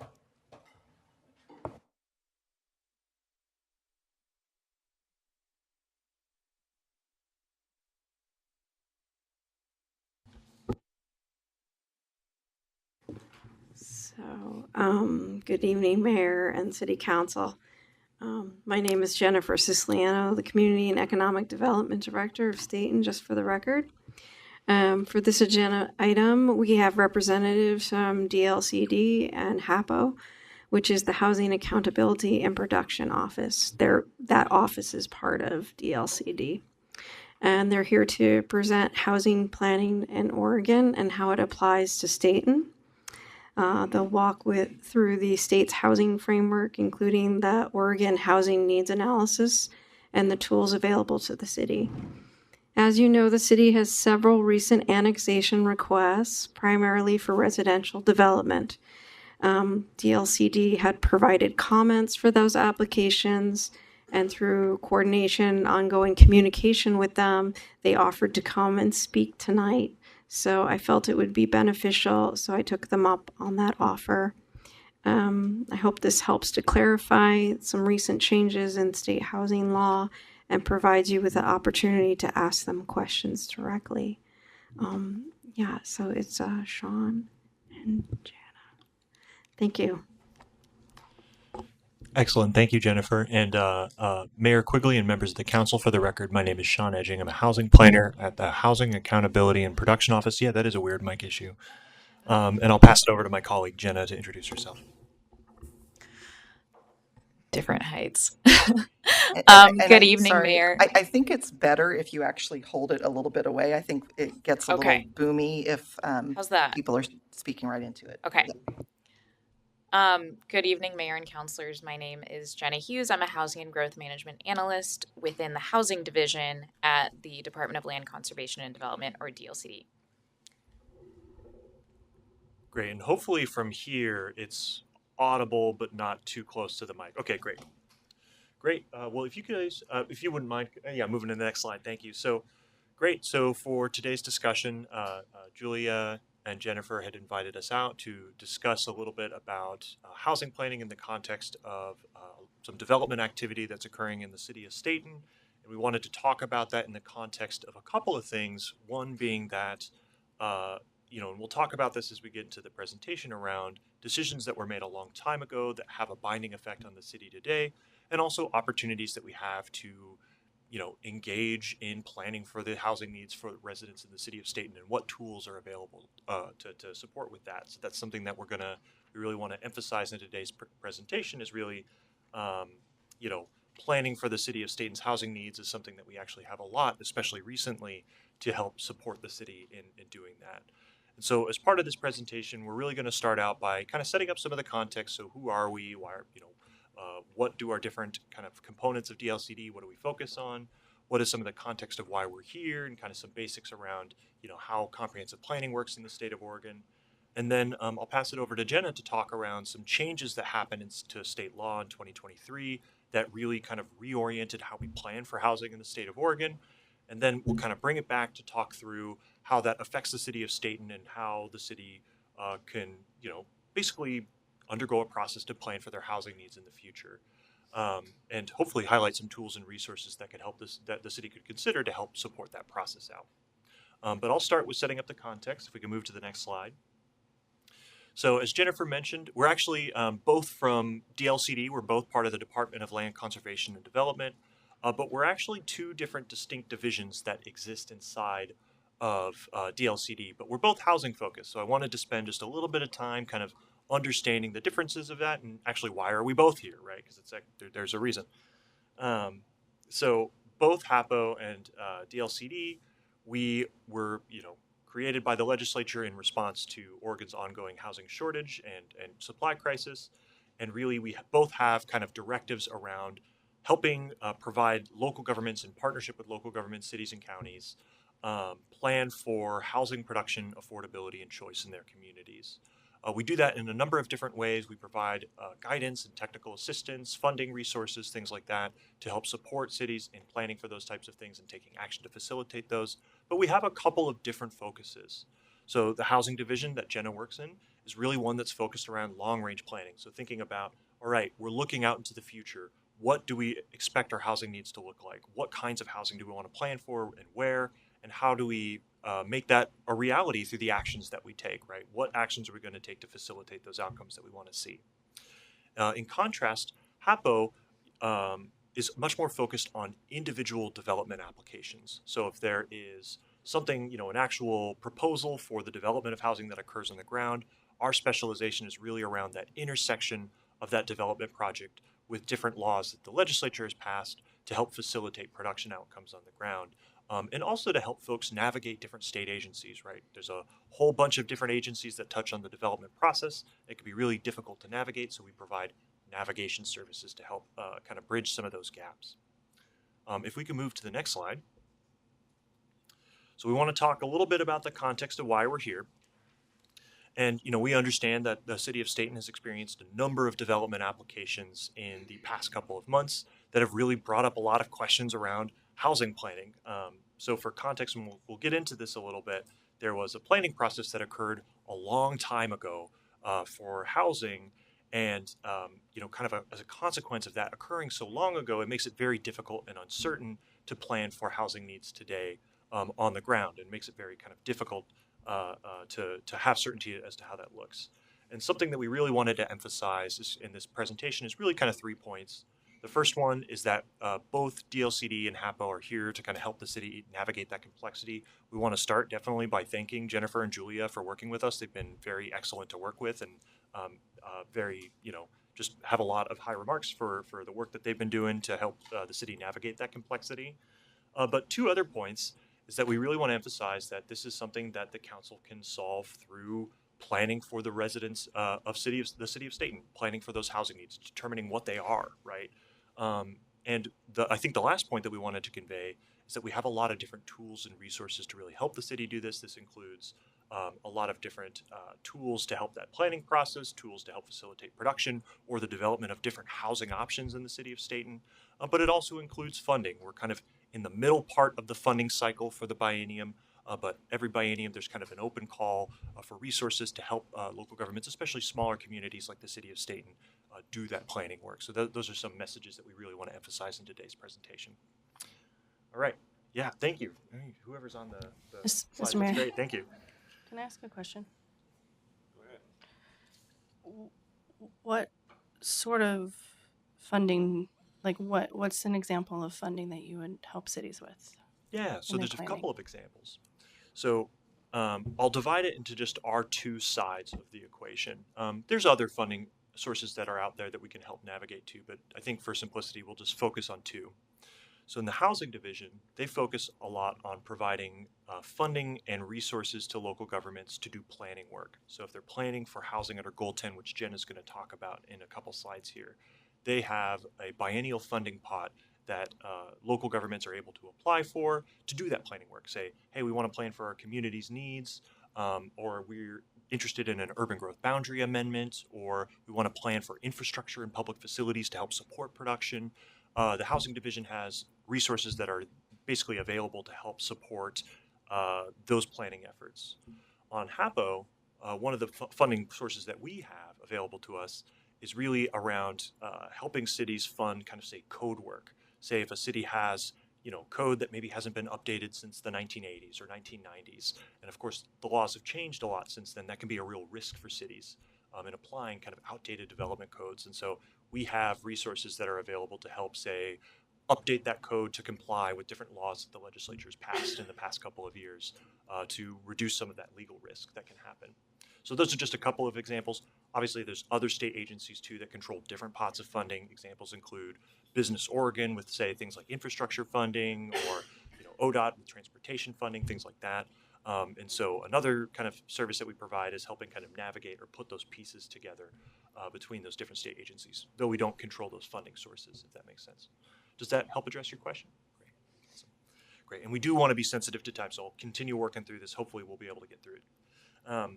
So before I pass it to Jenna, I did want to take a minute to talk a little bit about the planning process. And I think one of the points, or the one place of kind of ambiguity that kind of happens or is kind of the city of Stayton is facing right now, is one that a lot of cities face, but it's one that can be addressed with basically planning.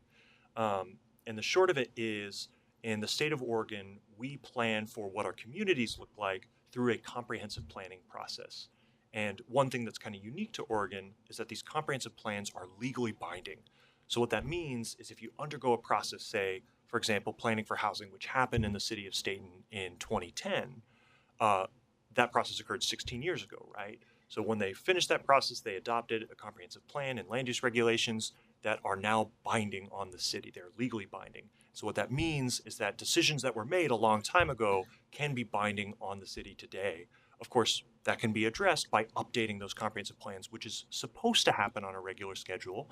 But, a lot of cities, especially cities with, less resources, maybe limited planning staff or planning resources, and this is, very common for smaller cities, might not have the resources to be able to update that document. So if it gets outdated, that can create challenges, because not only do the estimates of like housing need, for example, become old over time, right? Like say 16 years ago is when they estimated housing needs for the next 20 years in Stayton. We're almost at the end of that planning period, and we know that certainly needs look different today, right? Over 16 years. But in addition, laws for planning for housing have also changed. So what we even call needed housing, what we're planning for, has also changed because the legislature adopted different laws to plan for housing in a more holistic way. But what I wanted to emphasize here is when we do this planning process, really the kind of relationship that happens is a kind of relationship that exists between the state and local governments. Generally speaking, the state sets broad goals, right, for how, different kind of general priorities that we think are important for communities generally. Say we want to plan for enough housing for our residents. We want to plan for ample economic development opportunities for, jobs, things like that. We want to plan for different kind of natural resource protections or open space, things like that. And then cities really kind of do the big legwork of taking those goals, saying, all right, well, what are our specific communities' needs, and how do we actually plan for that in the future? And then once they do that, they adopt a comprehensive plan, and they kind of effectuate and they implement that comprehensive plan through land use regulations, which are binding, right? And so once you have development that actually comes through the doorway, it's not so much you're trying to decide on an individual basis, reacting to the development project, well, what should this look like? That process has already happened, and it's happened through the comprehensive plan. We'll talk a little bit about how this can be ambiguous as, analyses can kind of get out of date, and as, decisions that were made a long time ago might not necessarily reflect the needs and priorities of the city today. But I think we also want to talk a little bit about how state law has changed over the past couple of years, really around housing. And so for that, I'll pass it over to Jenna. Great, thanks, Sean. So Sean gave an overview of what the planning process looks like generally. I'm going to dive a little bit deeper into housing planning and some of the key updates that to how housing planning is done in Oregon. So housing planning is governed by statewide Planning Goal 10, which is to provide for housing needs, including inventorying buildable land and planning for the quantity of housing that's needed at a variety of price ranges and rent levels. Next slide, please. Thank you. So in terms of how this was implemented under the previous Goal 10 framework, historically, housing planning was guided by the population forecast from the Population Research Center, which was then used to project housing need at the local level. And the focus there was really to ensure there was sufficient land capacity to accommodate that population projection. However, this process also underestimated need and didn't adequately account for housing that is affordable for different income levels. And so that really fell short of what Goal 10 is aiming to achieve. And as a result, this contributed to decades of underinvestment in housing and has created a lot of situations for Oregonians where they're unable to find the housing that they need in their community. So next slide. So in comes the Oregon Housing Needs Analysis, or the ONA.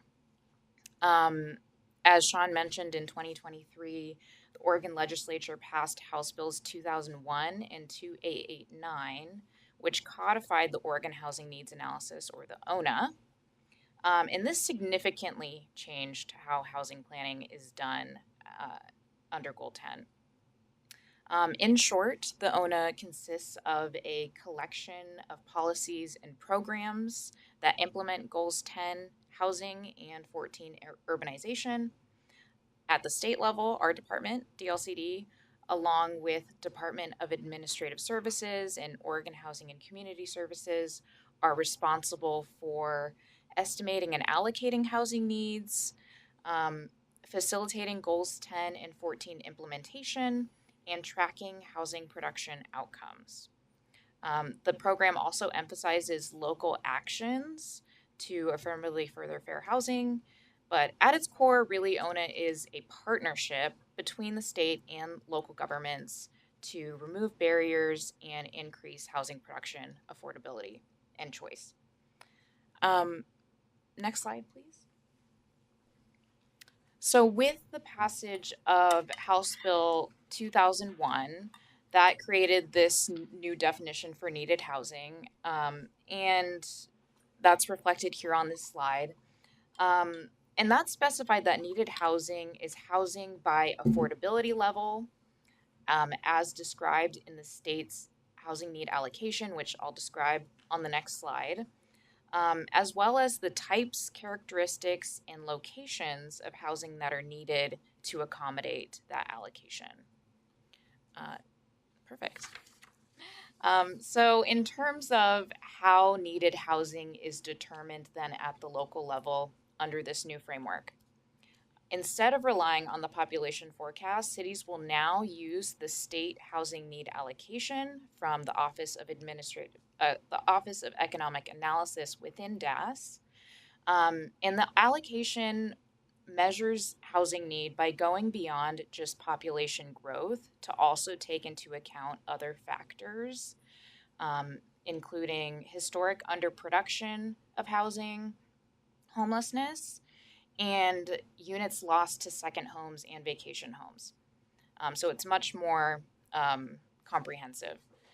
And the allocation is updated every year and includes a couple different numbers. The first is the number of housing units needed over the next 20 years. The second is mostly going to be relevant to cities over 10,000 who have extended obligations, but it's the number of units needed in the near term. Both of these numbers are then segmented by income bracket, so there's now a clearer obligation to plan for housing that is attainable for every income level. However, because this allocation really just provides the number of units, some analysis and community engagement is needed to actually get to the kinds of housing that is needed. And so that's a step where there's a lot more local discretion. Next slide, thank you. So putting it all together, the new planning process looks like this. A city will start by getting their housing need allocation from DAS and determine locally what needed housing types and densities are needed in the community to meet that need. The next step is to inventory buildable land and determine whether there's enough land capacity to be able to accommodate those housing needs. This is part of the larger housing capacity analysis, formerly called a housing needs analysis. And that housing capacity analysis will then be adopted into the local comprehensive plan, which is then used as the basis to then make future land decisions.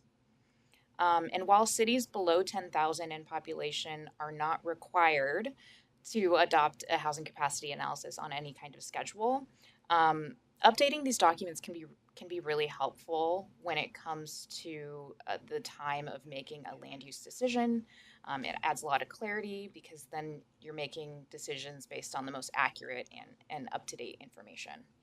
And we are currently providing technical assistance and grant funding to several cities below 10,000 in population who have decided to opt in to this housing planning process. And we'll talk more about at the end about what resources are available. We talked a little bit earlier about what resources are available if there is interest in taking that same path. But for now, I'm going to hand it back to Sean to talk a little bit more about the current context here in Stayton. Yeah, thanks, Jenna. Appreciate that. And so as Jenna mentioned, right, kind of explain the difference of the old system in comparison to kind of the new system. And it's a very high level overlook. But one thing to kind of emphasize is in the city of Stayton, thank you for moving to the next slide, appreciate it.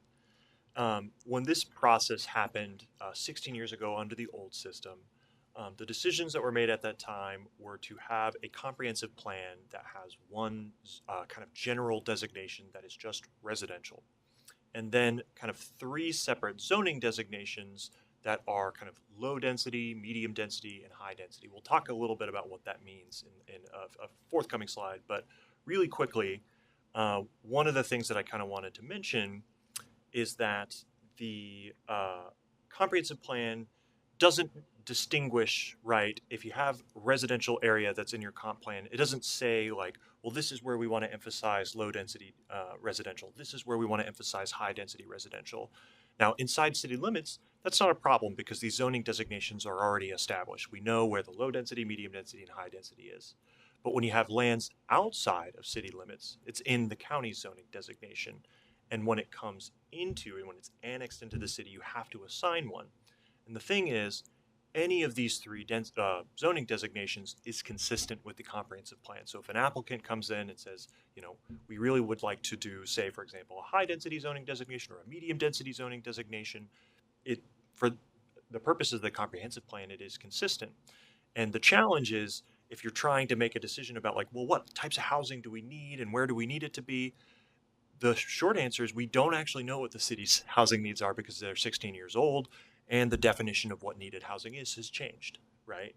But I think one of the things that we can talk a little bit about is how kind of planning for those needs can actually open up a lot of options and opportunities and different ways of thinking about planning for the city of Stayton's needs, like housing needs and community, in a different way than thinking about them just in, say, low, medium, and high density, because it kind of underlies the fact that housing choices look very different today than we might have thought about them even 10, 15 years ago.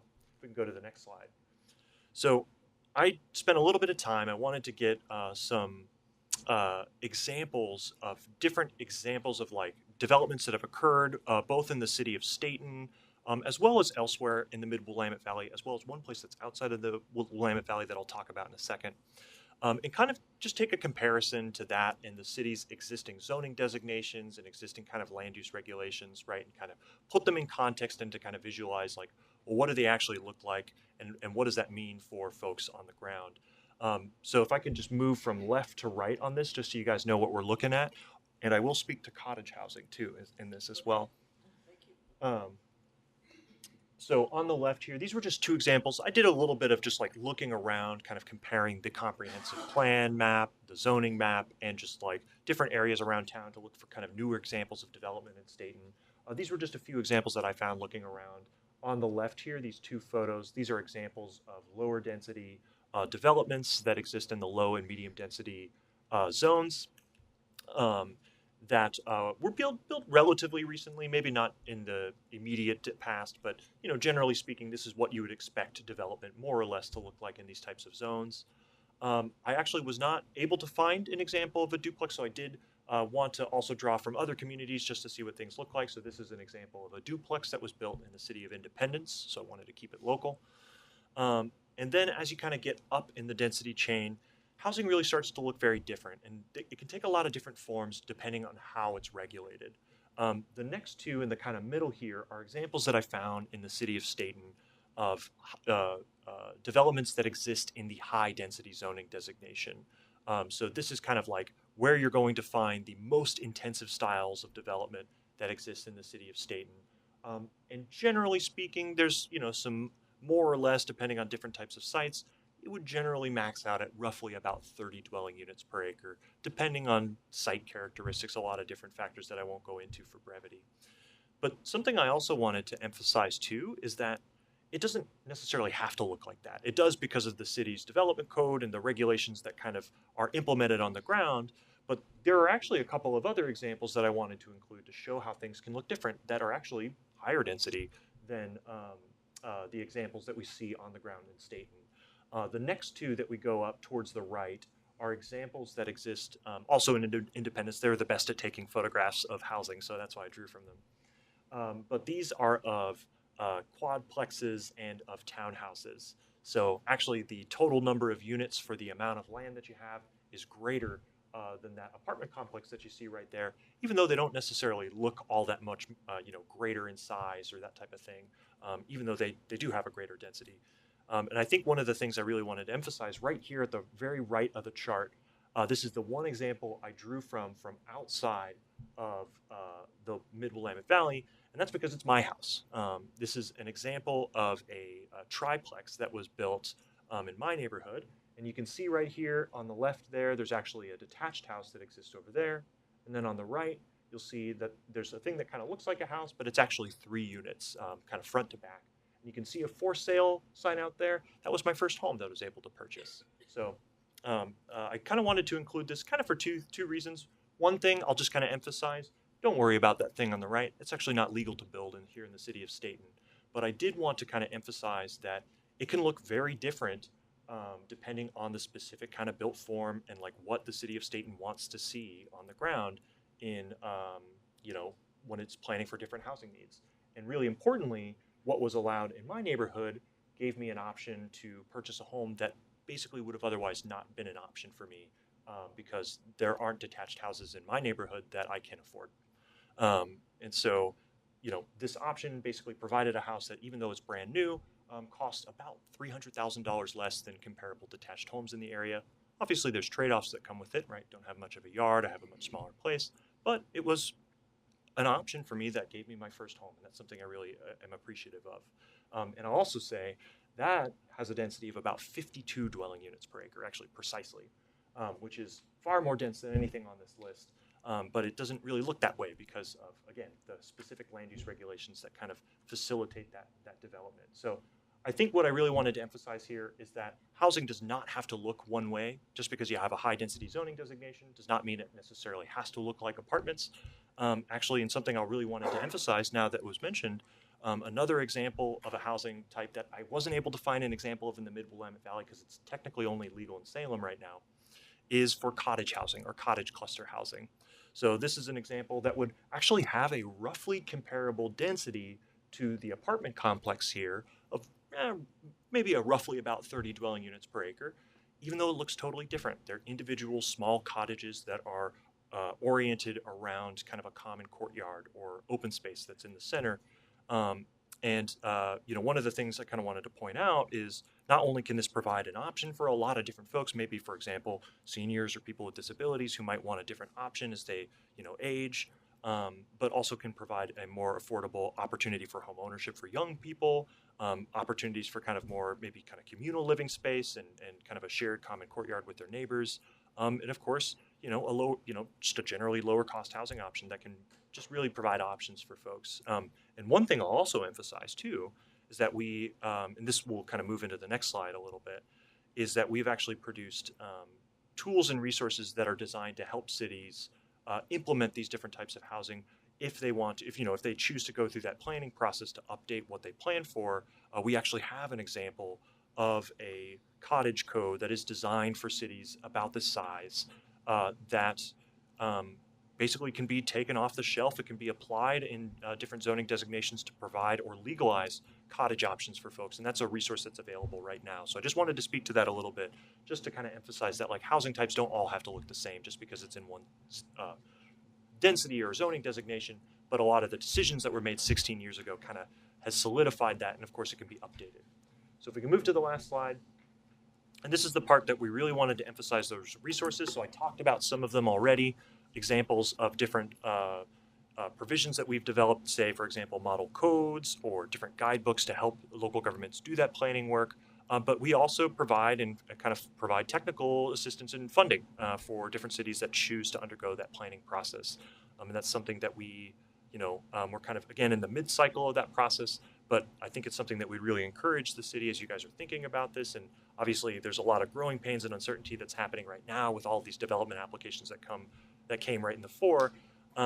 But something that we really want to emphasize is that the city has options and resources available to them to kind of do that planning, have those discussions around where do we want to emphasize different housing options to meet the needs of Stayton residents. So yeah, I think with that, we can move into talking through some of the questions that you all might have and answer them to the best of our ability. Okay, thank you for that. Council, what questions do you have? I have a question. Council Hort. Thank you for the explanation. I really appreciate it. I'd like to go back to the slide, page 14, about our state and comp plan and the zoning. What would be the intention of having the 3 different designations if someone could just come in and just build whatever they wanted in terms of housing? Like, why would we put those in place if the council wasn't going to be the determining factor in choosing when land is annexed in, what that looks like? If you're saying that residential just means residential and they can put whatever they want on it, why would we put the 3? Yeah, so I think there's part of the question is speaking to the intent of the decision makers 16 years ago for the City of Stayton Comprehensive Plan, which I can't speak to. But I can speak to generally of cities that apply, say, a two-map system is what we call this. Sometimes it's done for kind of simplicity, right? Say, we have a residential zoning designation. We think it's very simple to just have that. And then based on, kind of our adopted needs, once decisions we need to make for assigning zoning designations to different land use applications, we'll then apply those facts that we have to decide, all right, what is the actual best zoning designation to assign to this particular development based on information we have about what needs we have. That works when the comprehensive plan is updated, but once it's 16 years out of date, well, what are the needs in the city of Stayton? We don't really have a good answer to that because the plan's out of date. I have a follow-up question. What is a in-date, like what would you consider to be a updated plan? Yeah, so state law for, and there's different types of schedules that cities are on. And one thing I'll kind of also point out is there was a process that used to require kind of updated comprehensive planning that occurred once every 8 to 10 years called periodic review. And that's something that is not really kind of enforced these days because during the recession, there was kind of a very significant budget crunch that happened. And that also included a lot of resources for comprehensive planning. So DLCD is kind of in recognizing like, hey, this is, cities need the resources to do this planning work, kind of stopped enforcing that periodic review. So as a consequence of that, a lot of cities, especially smaller cities, had plans that were getting increasingly out of date. So it's a common problem that happens. With the legislature coming back in more recent years and kind of establishing requirements for housing planning, typically these are updated once every 8 years or so. And the planning horizons themselves are about 20 years. So we're looking 20 years in the future, but we know 20 years is a long time, so we're going to need to update it at some point in the relatively near future to be able to have updated needs that we're planning for. Once they get 16 years out, it's kind of like, well, what are the needs? 16 years ago is a long time. It's hard to say. We know that they're certainly different today, right? Thank you. So did I hear you say that Goal 10 doesn't apply to cities under 10,000? That's actually, no, that's not accurate. Jenna, do you want to speak to this? Yeah, I can speak to that. So statewide planning goal 10 applies to all cities. However, cities over 10,000 in population have extended obligations, meaning they do have to adopt their housing capacity analysis every 6 or 8 years. And so they're having to do that work more frequently. Those same obligations do not extend to cities under 10,000. That's more of an opt-in process. Okay. And the projection numbers from the past totally failed to miss the mark. So how do we know the DAS numbers are going to be accurate? Yeah, I could speak to that. So the idea of the DAS methodology is accommodating housing as a regional phenomenon, right? When we talk about housing, say, for example, in the city of Salem, we know that needs in the city of Salem, if they're not met there, they get met elsewhere, right? Say in Independence or in Monmouth or in Stayton, right? And as a consequence of that, they really are, when you're planning for needs, it doesn't make sense to think of cities as islands because population does not work that way. Housing markets don't work that way. And so the idea behind DAS's methodology is that it's actually something that they don't just do once every 8 years. They actually do it every year. And they update it constantly in response to different demographic data, different income data, where jobs are. There's a lot of different kind of ingredients that go into that through a process that DAS has for refining that methodology. And then once they do that, a city, once they undergo their planning process, they kind of choose a set year and they say, all right, this is the need that we're going to plan for in the future. Also recognizing that, hey, it's a projection, right? And so projections are going to change over time. They're going to get more and more outdated as you actually get into it. And then, you see what the actual reality looks like in comparison to what you're planning for. And that's when you do an update. So I guess in theory, should we have an urban growth boundary map that identifies zoning? An urban growth boundary map that identifies zoning? Yeah, okay. I can speak to this. Yeah, so this would be in contrast to what the city of Stayton has. There are other communities that have a comprehensive plan map that identifies more specifically, like, hey, we want to plan for, say, higher intensity development over here, but maybe we want to plan for lower intensity development over here, that type of thing. That's a process that you can go through to make those designations. So that way, once land's brought into the city, those planning decisions have already been made. Yeah. Okay. Can I ask a follow-up to that? Go ahead, Councilor. So are you saying that because we don't have that, when the land comes in to be annexed in, that we are not, as a body, able to decide what the zoning is? You would have to make zoning decisions that are consistent with your comprehensive plan. That's the limitation that exists there. So the challenge that the city faces is that any of those 3 zoning designations are consistent, and if you're trying to, say, change one zoning designation to another on the basis of a specific need, well, what's the need, right? If it's 16 years old, outdated, not what the statute is anymore, right? It's kind of it's a shaky foundation to build a house on. So because our comprehensive plan is old, we just have to let the person who wants to annex in decide what they want it to be. I don't understand. I mean, in the context of land use decisions, once an actual development application comes in the door, it's about consistency. It's not about reacting to that development project. The planning has happened, and that plan is binding. Then why are we assigning a zoning? You could through a planning process. Okay.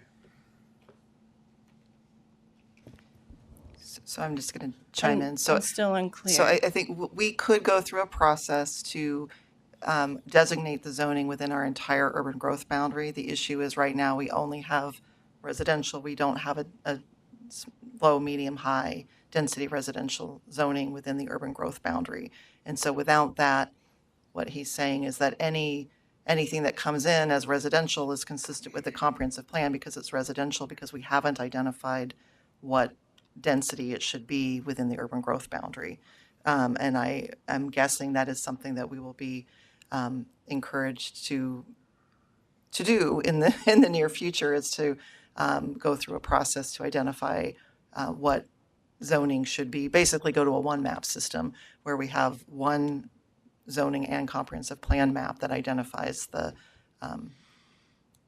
different zoning. The challenge is that, I mean, not the challenge, but the reality of that is that we would need to do that in awareness of the rules. And so we would have to make sure that we're providing a range of housing that is consistent with the state laws.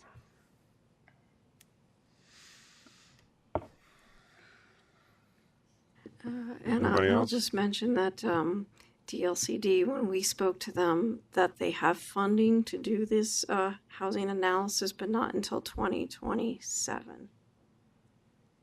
Yeah, we're in the middle of the cycle, so we work on bienniums as well.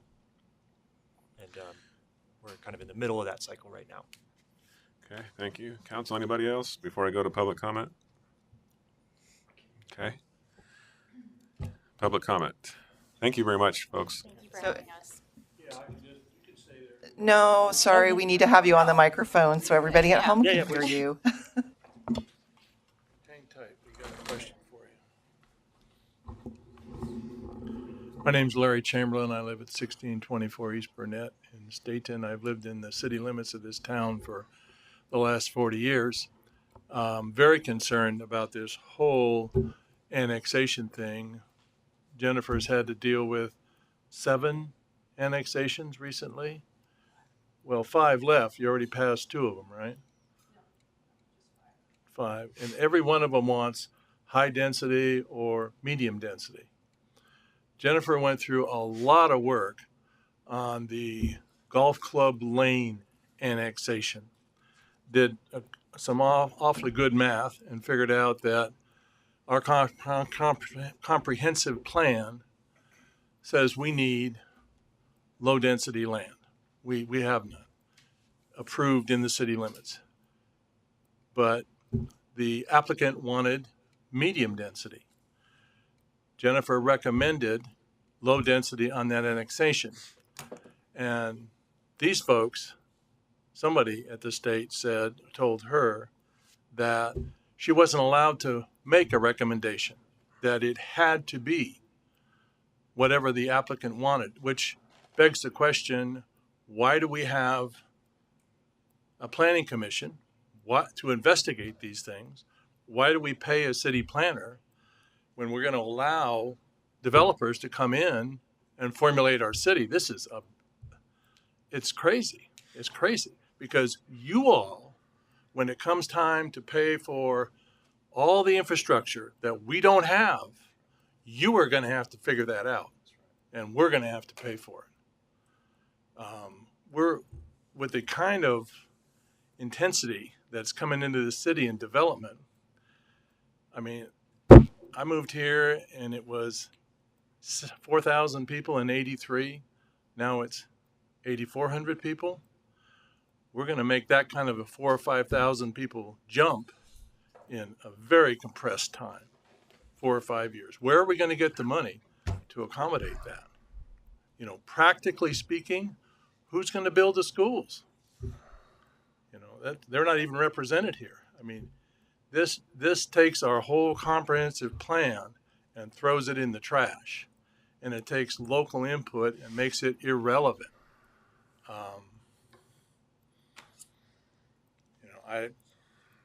We're all at a loss, us folks out here who are getting these new neighborhood changes. I read one of the governor's directives, and she wants 36,000 new housing units a year, and she acknowledges that a large part of those, 80%, will be subsidized. So this is all supposed to be about, the median income, what kind of housing you want. So if you move in a whole bunch of folks that are on subsidized housing, what happens to your median income? It goes down. So now we need even more subsidized. What does that lead? It's just a spiral. I mean, there's a whole bunch of this that does not make any sense to average people. Good luck. Thanks, Larry. Anybody else, council?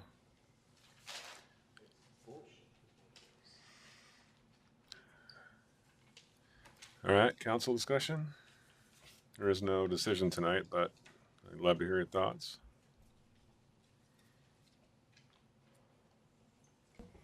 Mr. Mayor. Council Hort. I was on the same line of thinking that Larry had about building to the median income and then having more subsidized housing that will bring down our median income.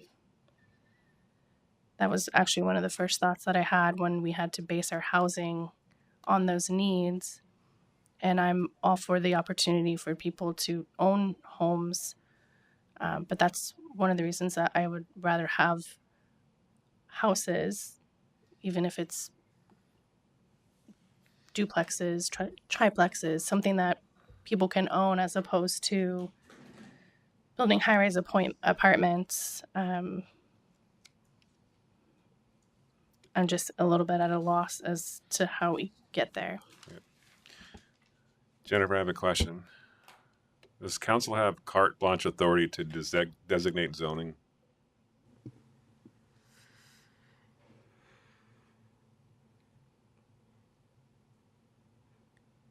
Do you mean that, for example, if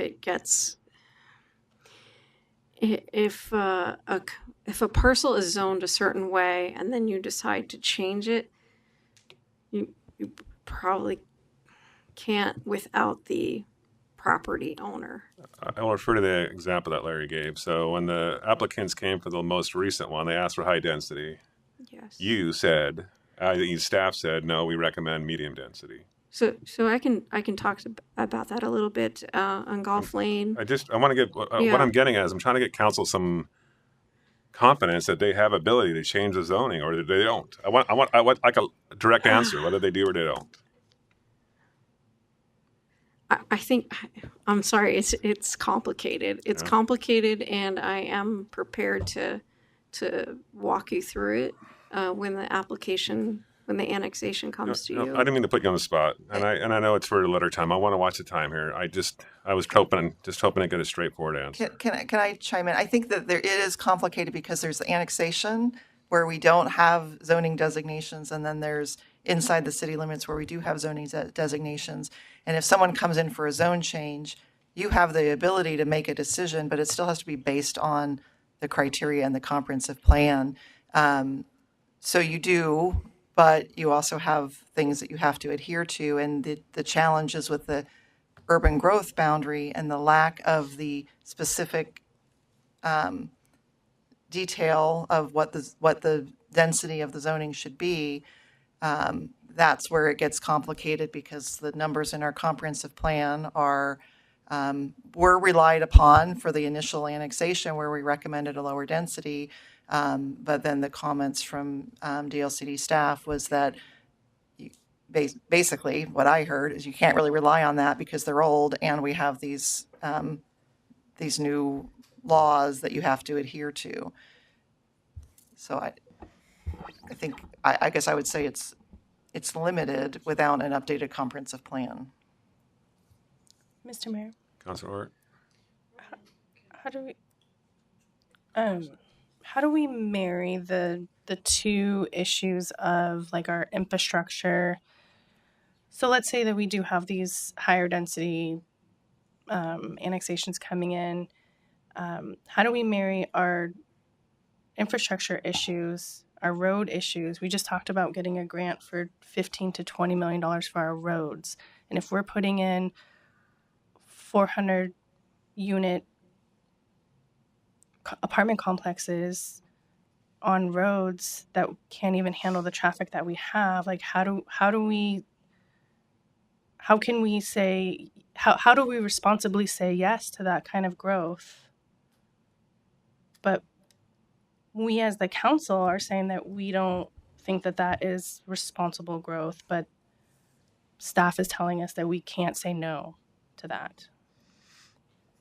What I don't think we're understand saying specifically we can't, that you can't say no. Well, I'm pretty sure we were told we were going to get sued. So I think that, I mean, so in part of your question, we need to make sure our comprehensive plans are up to date, or our master plans are up to date, that our fee schedules are up to date, that our SDC rates are up to date, and that when we go through the land use process, that they are providing a good traffic analysis and a good infrastructure analysis, so that we're ensuring that if it needs to be upsized as a result of this development, that they're upsizing it as a result of this development, or that they are providing what they need to provide for their development, and then paying system development charges for the bigger system, and that our fees are such that it pays for the maintenance. Barry leaned forward as though he had something to add. But I'm not just talking about like the roads directly impacted. I'm talking about like the system as a whole. If you look at Stayton and the grid that we have, cars coming in and out, we just had on Fern and 10th a fire that shut down one of our main arteries in and out of the city. Like, that's a big deal in the event of an emergency. How do we contend with that? Like, how do we plan responsibly for that growth when we're not even looking at this as a holistic picture, and we're just saying, oh, we need these houses, or we need this housing, but we're not taking, we're not even allowed to take everything into consideration holistically. That's the main issue and the frustration that we have as a council, that we're not even able to do that. We can't take schools into consideration when we annex things in. We're told that our infrastructure can handle the development, and I disagree with that. So I'm going to pause 1 second. Noreen, go ahead. Or if you want to have one other public comment one more time. Sure.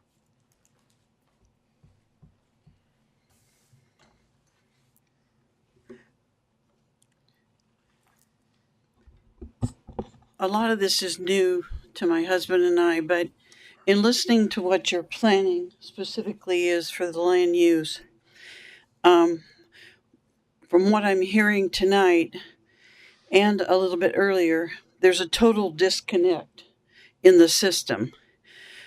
You talked tonight about how you bought a small house so you could afford it. Okay, and I totally get that. And we have a cultural dilemma in our society today where young people can't afford to buy housing. It's very difficult. And Oregon has come on with their laws, and there's a need. But what they forgot was the expense. We have all these annexations coming up, and we can't afford it as a city.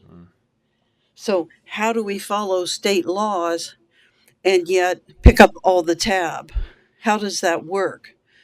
Our schools, our infrastructure, fire, hospital. I mean, it goes on and on and on. That disconnect, here's what you need to do, but you can't afford it. And yet when you buy your house, you can only buy what you can afford. So how do we do that as a community? And you can't tax people out of their homes. And that's how do we come up with a bond? We're struggling to fund what we have, the pool. And, I can't tell you how many people told me the roads are so bad in Stayton, and we're about to add 400 plus units. So we hear the state laws and the need, but we don't see any funding. And we can't pick up the tab to initiate the state laws. It's a pretty helpless feeling because you know, you know, that there's no funding coming up, and so you're going to have to do that, and you're going to have to build these schools. I can't tell you how many kids are going to be coming into our schools, and if you ask any teacher today, the schools are so overloaded, it's unbelievable. And we're about to add 500, 1,000 more children, and we can't even support what we have. So it's what I see is a disconnect between the law, which says there's a need, and the expense. And the other part of this that is very difficult, we've lost local control. We can't even vote on these annexations. I mean, that's really sad because we have to pay for it and we don't even have a say in it.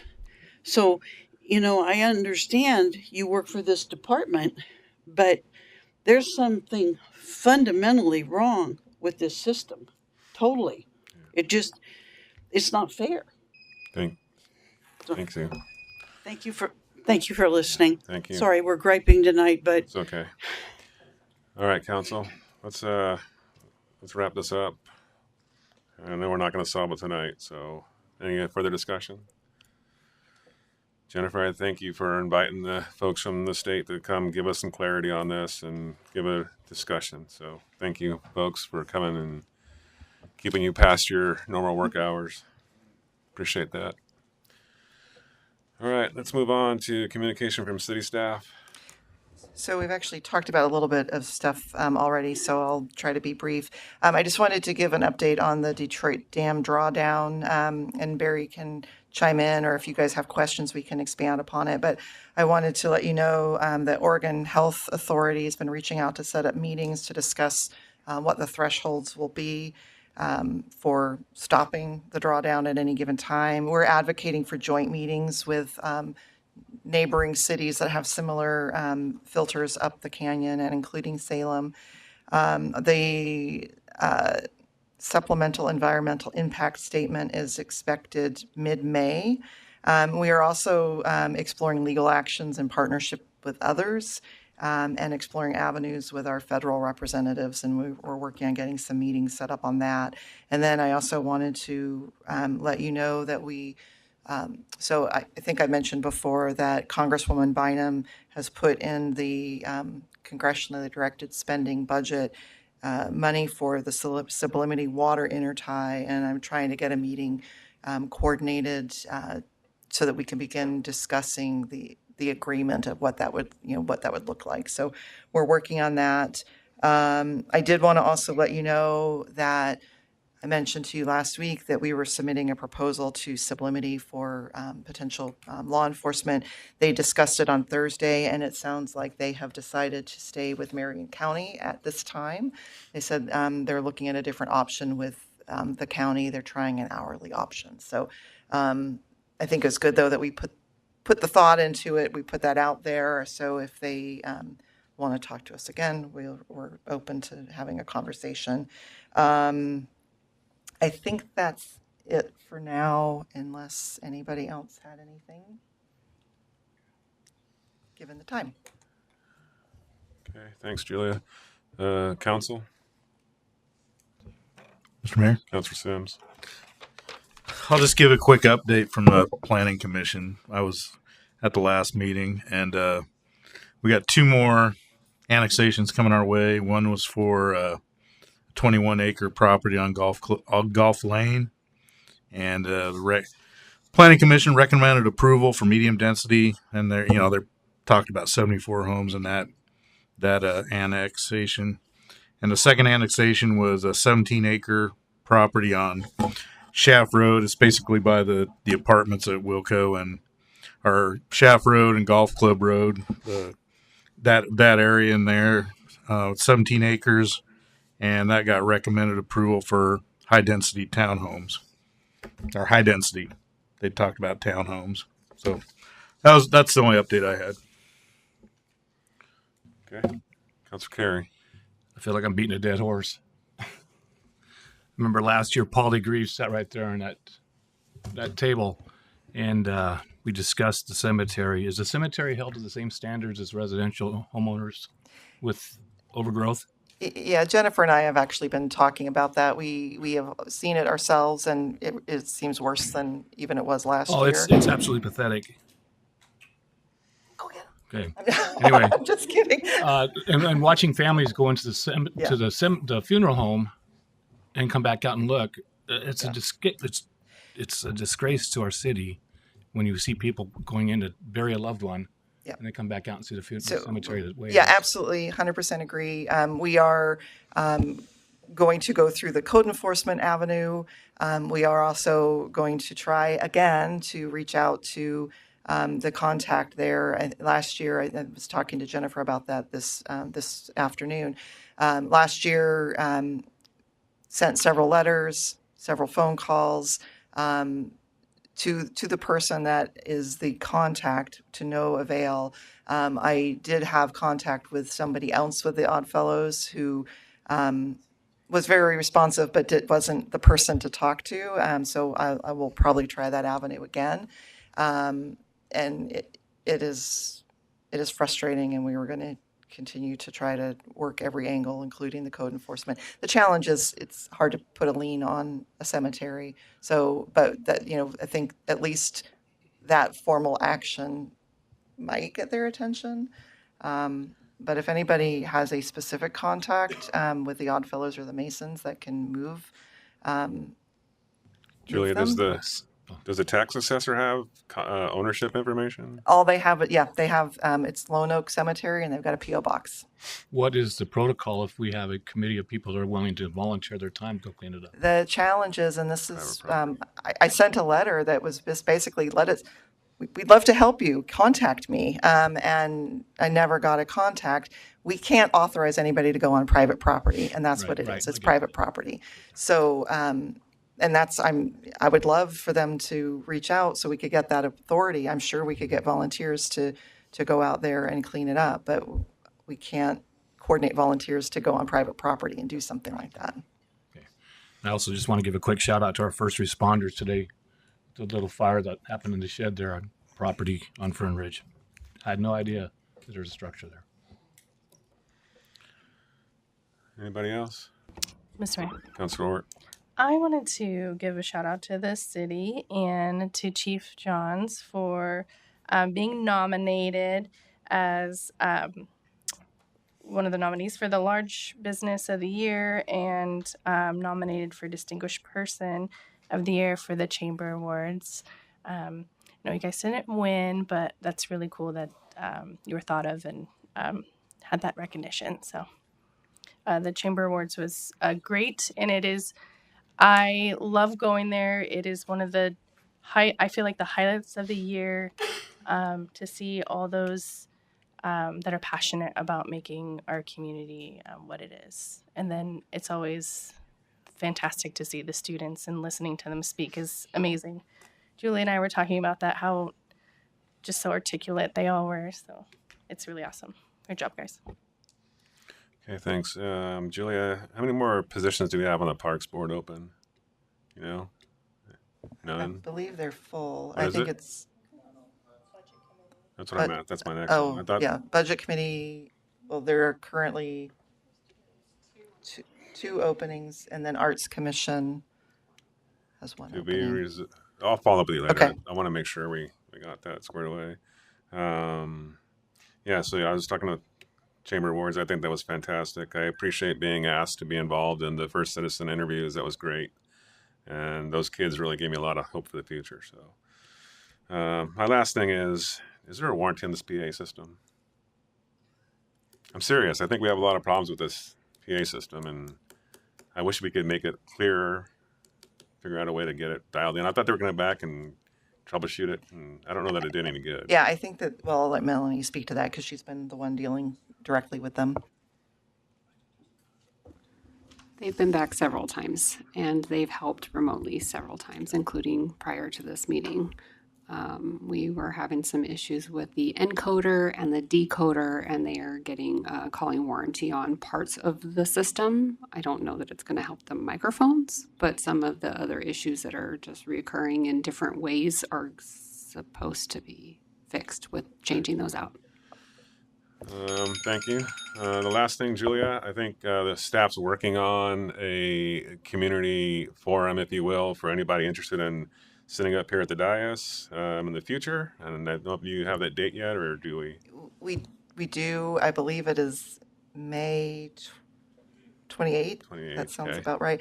And thank you. I actually meant to put that in my staff updates. For those of you that were not invited to participate, it's because you were up for reelection. And so we have asked Councillor Carey, Councillor Sims, and Mayor Quigley to be here and share their perspectives and their story. And Howard will be working on getting the word out and inviting people who are interested in running for council or mayor to learn more.